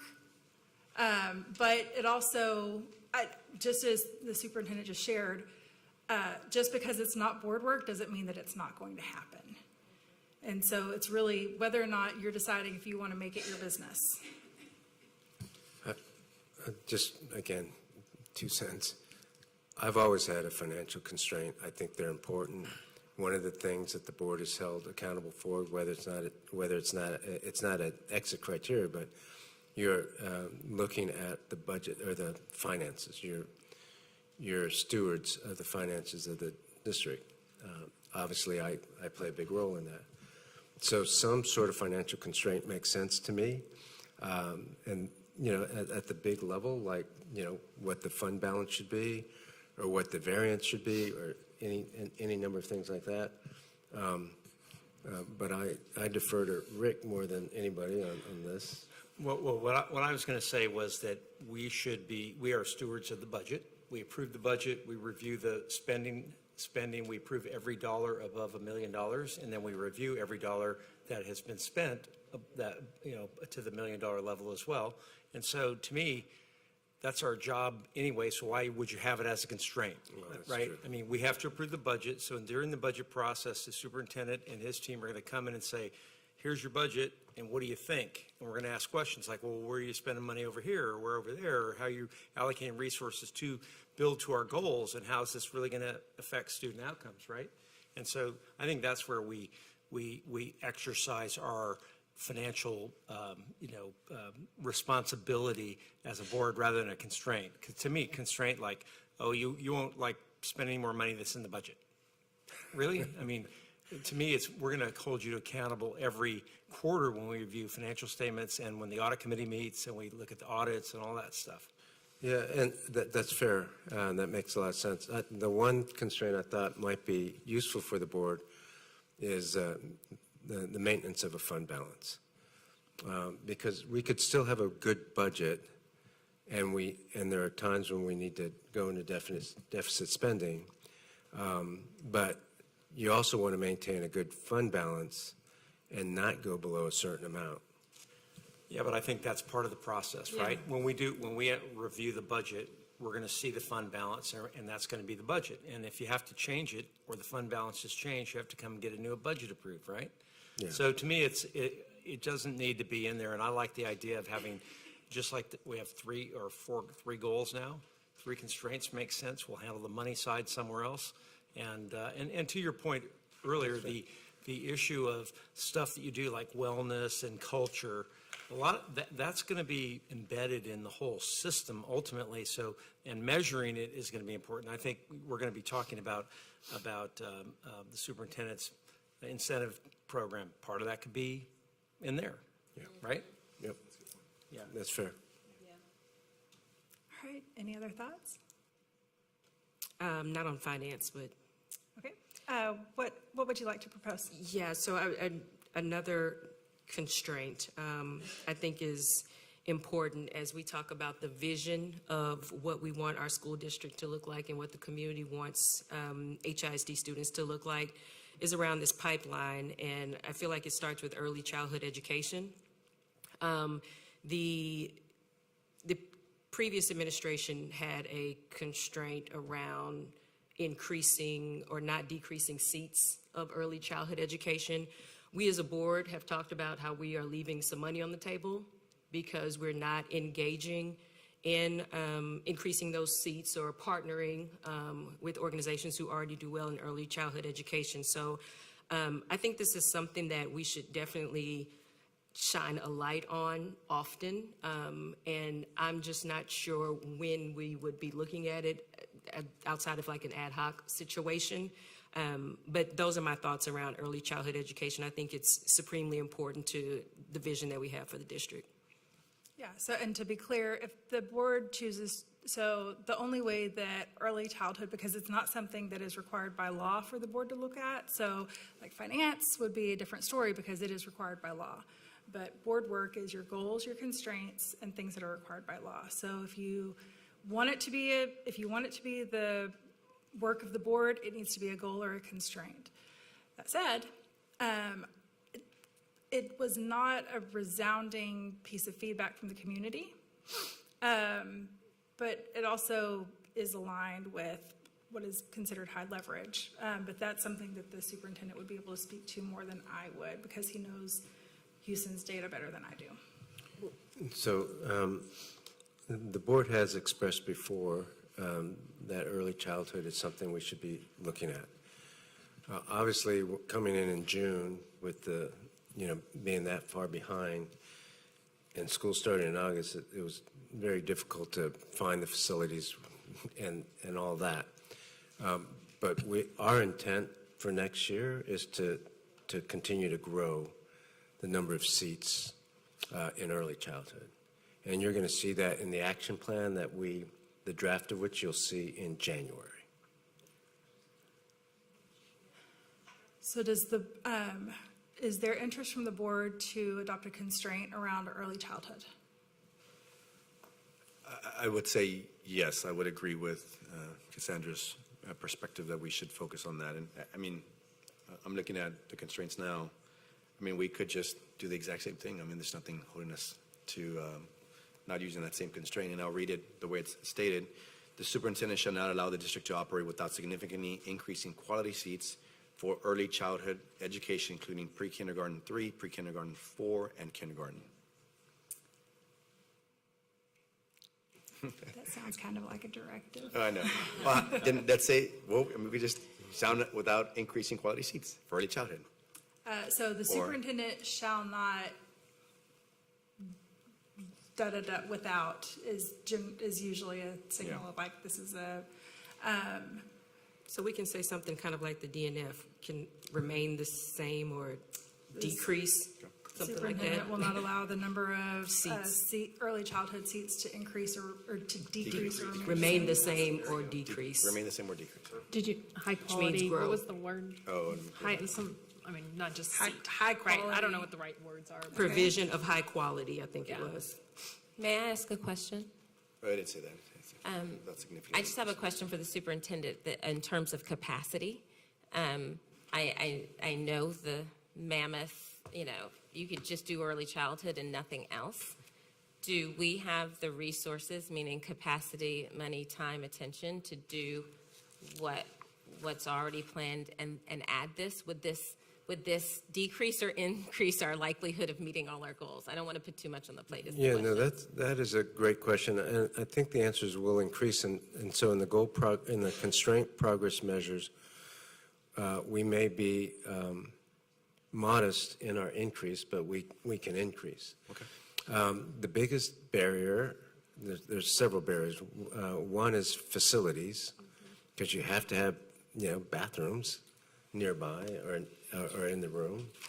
It is, you have to have a small teacher-student ratio. You have to train. One of the biggest barriers is training quality pre-K teachers or hiring them. So, I mean, you're I mean, that's absolutely all right. big. Do we have time? There's Can a we lot do all of, that? that's a lot of stuff.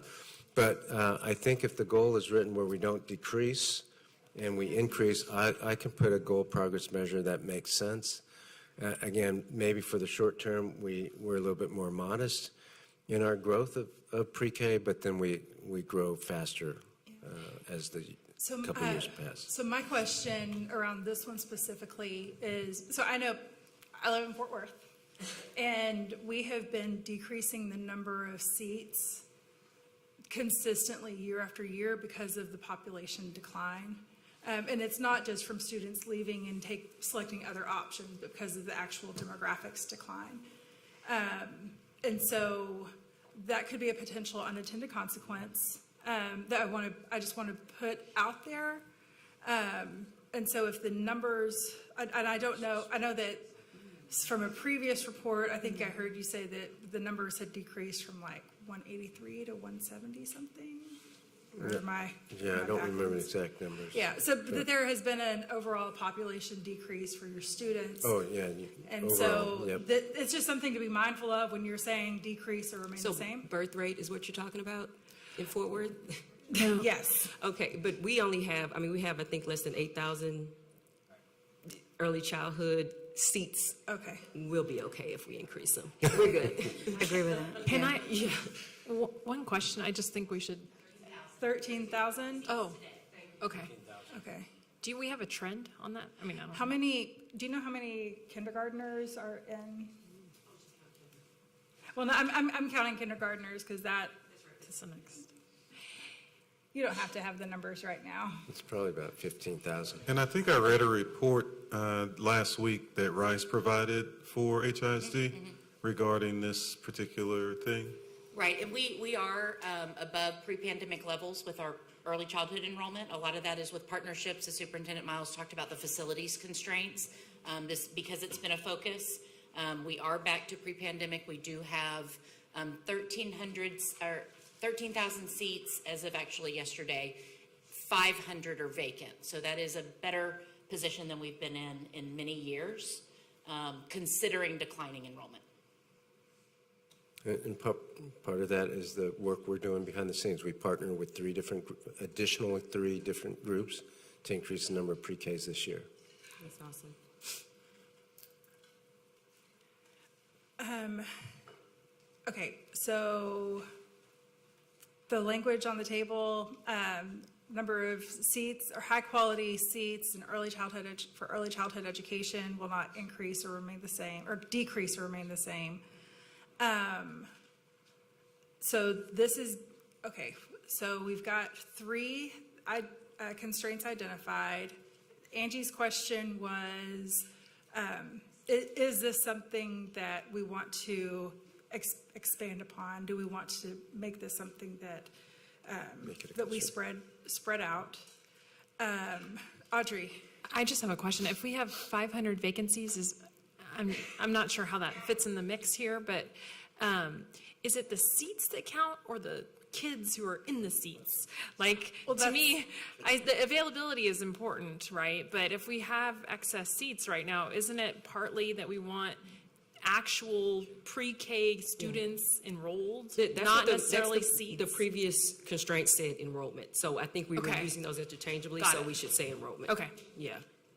Because then we recruit if we have empty seats, right? Yes. We communicate. All right, so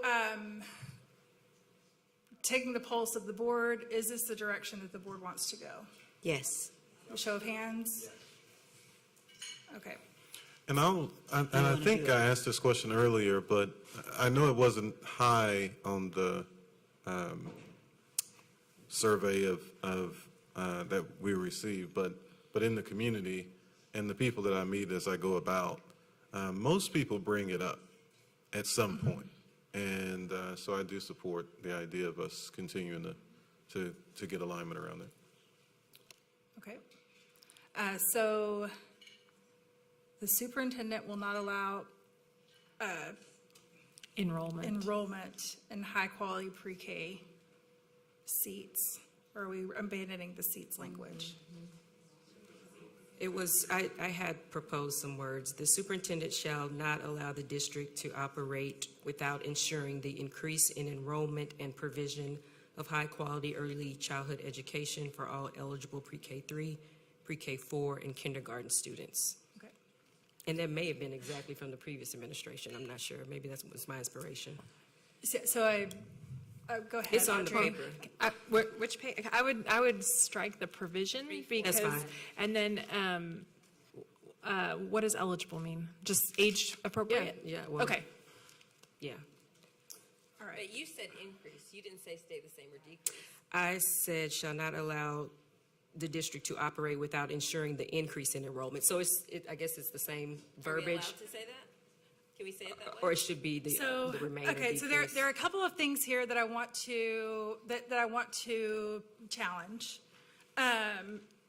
So the first is unintended consequences. So when we talk about enrollment, is it, and especially hearing that there are vacancies,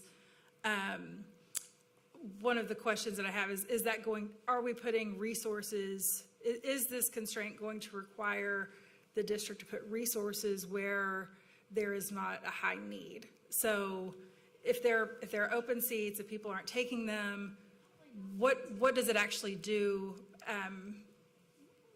in your analysis of the district up to date? What does that do for the way that you're allocating your resources? Well, I think we have to understand why we have 500 vacant seats, because Where and again, why? if we're talking about the vision of Yeah. our district and the kids, we can look at the third grade scores and understand a gap early on. Yeah, so, and I think that's one of the questions is, do we actually understand what that is? Is it because there's a declining birth rate? Is it because people are moving? Is it because people are choosing private options? Is like, Part of the study what that is Rice gave was talking about location distribution of resources. That's right. So, part of this is answered by the implementation of the plan. So I think we let the superintendent figure it out Right. and interpret it, right? Yeah, So we want more, figure it out, and then let There's us only know. one on the northeast side of town, so. okay. All right. So I will work on that language while y'all are in executive session, and I don't know that y'all will want to come back out and have a conversation about it tonight, but we can email it, and then y'all can discuss it. So you can review the constraint progress measures next week, and you'll actually review all of the constraint progress measures next week. And then y'all can make a final decision on what you do at that time. So we're going to entertain constraint progress measures, which I write next week. How many per constraint? 1 to 3. 1 to 3 per constraint. And can you give us, just a couple days? Yes. Okay. We're on 5. Right. It's like Is everything it tomorrow already? When is the next meeting? Is on the Thursday. 9th, It's right? Thursday, yeah. Yeah. And can you remind us all what our duty is with regard to the constraint progress measures? Yes, so for the constraint progress measures, so next week's conversation will not be, it should not be a long one. You've identified the constraint language.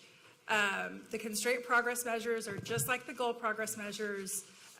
You are looking at those and determining whether or not there is alignment. So are these progress measures aligned with the values that this constraint is trying to protect? Thank you. Are we wrapping up? We're It wrapping feels up? like, because I have something else to say. Oh, yes. I don't want us to wrap up yet. I just want to call this out because it is something that all of us have talked about since June 1st to this day, and it's the achievement gaps. And my concern is that the model that we've been given for the forecast for 2028 still shows significant achievement gaps with some closure. I'd gone through it. I mean, there's some point closures. But I'm trying to understand, because, okay, let's just take a look here. On goal number 1, the gap between Black students and white students is 22 points, and the same for Hispanic students. That's a big gap, right? So It's a It is closing, closing. just like just like a school who is now at 30% is getting better, but that's something that we've been talking about, and why we're sitting up here today is because the achievement gap in our school district, and the tale of two districts is what we have. So I'd like the superintendent to speak about that. Yeah, so remember, 15 percentage points for all students has never been done. And you're right, we do want to narrow the achievement gap. It hasn't changed, but maybe, a handful of points in 20 years. On the NAEP, it's changed 2 points in 20 years. So we want to change it 5 points in 5 years. That has also never been done. So we could try, we could try to change it 10 points in 5 years, but, we're already moving Black achievement 15 points in 5 years already, or 20 points in 5 years. And so that alone will be huge. And at the same time, we are keeping the white student scores at 15 so that we're not falsely closing the achievement gap, right? It would make no sense to bring down white student scores and call that closing the achievement gap. So that's why it looks like that. Again, I think it's a challenge. I think it's a challenge goal. We still would have done what no other district has done. I agree. I agree completely. I think that, and I don't know if the intention is that we knock every constraint and goal out of the ballpark.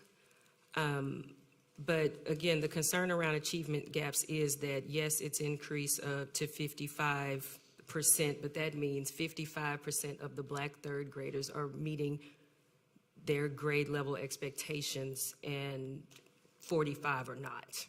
That's half. That's still very scary, and same for our Hispanic students. Yeah, no one has more urgency around that than me. I'm the one talking about it constantly from the very first day. Right. But we also have to be realistic. Setting up pie in the sky goals is what other districts have done forever, and they don't meet it. That's right. And so if we can get 20 percentage points in 5 years, that if you did that consistently over time, that's in 5 years, if you get 20, 10 years, you're going to get close to 40. That's closing the gap. So we've moved the needle 2 percentage points in 20 years on the NAEP. Mm-hmm. And we're going to knock it out of the park if we hit 20. Okay. So, I thank you. I just want to bring it to light because we are talking about yeah, whole-scale systemic reform, and you're gonna right? hear So me we talk should about be it all the getting time. some good improvements. We're turning this thing upside down, so Yes, I just we want will. to, I just want to make the point that as a board, we need to be cognizant of achievement gaps because they are not in our goals or the constraints. May I ask a question? So we're moving the needle with all of the students, but in looking at the categories, so in looking back, my question is, without naming it, so we are not naming achievement for Latinx kids or achievement for Black kids needs to close, does it still give you room to have specific interventions for kids? And I don't mean by group like race, but I mean whatever specific thing needs to happen on a campus to close the gap.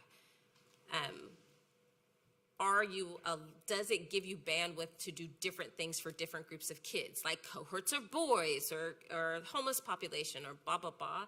Like, if we named it as a constraint, it would kind of direct you to do that. Doing it across the board, does it still allow you the opportunity to see them in cohorts and give specific interventions that might be necessary because of whatever circumstance? Yeah, the answer is yes. The reality is this, though, because all groups in most of the, for example, the NES schools, the F schools, it's all groups that are struggling. And so so you can get too many interventions and not do systemically what's needed. And then put your effort on just a small group of kids. Better to make sure that the whole school is doing well instructionally, and then use a differentiated model or additional time after school or in the 5 weeks of summer program to catch kids up that are unique groups. Can you speak to how that works in the high-performing schools? What I'm thinking about is in campuses where we can figure out how to get all these other kids doing well, but this group still sits. So the opposite of the NES schools, how do you differentiate to close the achievement gap there? Yeah, so the answer again is not going to make some people happy because you're going to lose autonomy. So one of the things we're doing is we're going to do a defined autonomy audit, and that'll happen this year. We're using a matrix to say, you can keep your autonomy, but you have to have a science of reading curriculum, for example. You can keep your autonomy, but if you have a huge achievement gap between your Black students and your white students, then you're going to lose some autonomy around that. We're going to help you. So one of your metrics for looking is going to be the achievement gap. No question. Great. Because, and again, we're going to be careful not to take too much autonomy away from A schools or magnet schools or anything like that. At the same time, we'll provide specific interventions or force them to do specific interventions if there's a huge achievement gap. Or if some kids who can't read well aren't getting a science of reading curriculum. So, I know people out there, some people don't want to hear that, oh, wow, we have to have this. The system is designed for autonomy, and we are taking that autonomy back slowly. So. Well, and thank you, Angie, for bringing up that point because, again, we have lots of A and B schools with achievement gaps, right? That's right. And so, I think that the narrative could be, instead of taking away autonomy, adding support, adding resources, right? It's all in kind of what we're doing, So yes and Or not. no, mostly yes. When you have autonomy, and in many cases, actually all cases right now, but in the future, you also have autonomy over your budget and how you staff your school. So, we can't provide a whole bunch of money to a school that doesn't want to put their resources into closing the gap, and then we say, you can keep doing what you're doing, and we're going to add all this other money and staff. And yet you think you have autonomy, and you want autonomy. So we'll do it in a way that makes sense. I don't want people to hear out there that all autonomy is going away, right? Because that's not what I've said. But what I have said is that we're going to look at those areas that are really good for the kids who are in those, who do need the interventions, and making sure that no matter where they are, that we provide the interventions in a combination of supports or something to where kids are getting what they need. Thank you. I think that this is hugely important because, again, it addresses the entire school district, That's right. right? And not just our strategic schools. Thank you. All right. Any other questions? All right. So next steps, you will get constraint progress measures in some time, Monday, Monday. yeah. Tuesday? Tuesday. When? Well, no, it's got to be, we're going to shoot from Monday, close of business. That'd be great, thank you. Okay. Early, middle-ish next week. And then you will be voting on them on Thursday. So I will not be with you on Thursday.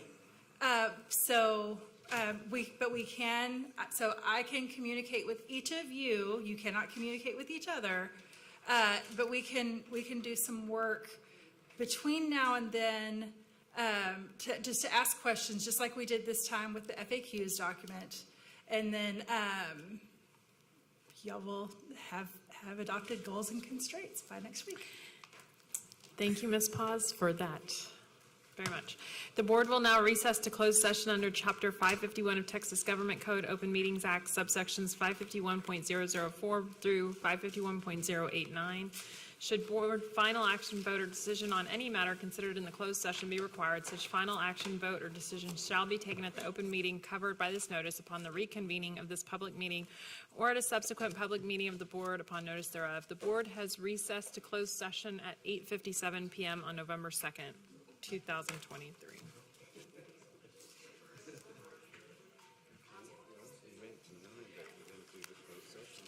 We're good.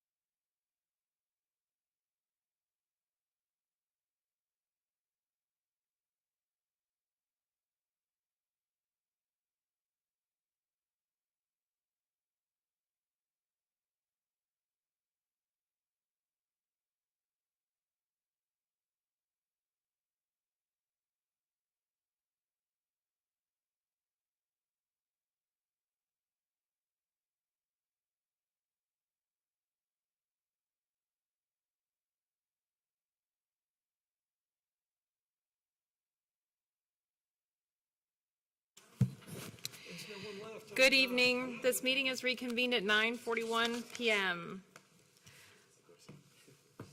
The next regular board meeting will be held on Thursday, November 9th at 5 p.m. With no further business to discuss, the meeting of the board is adjourned at 9:41 p.m. Thank you.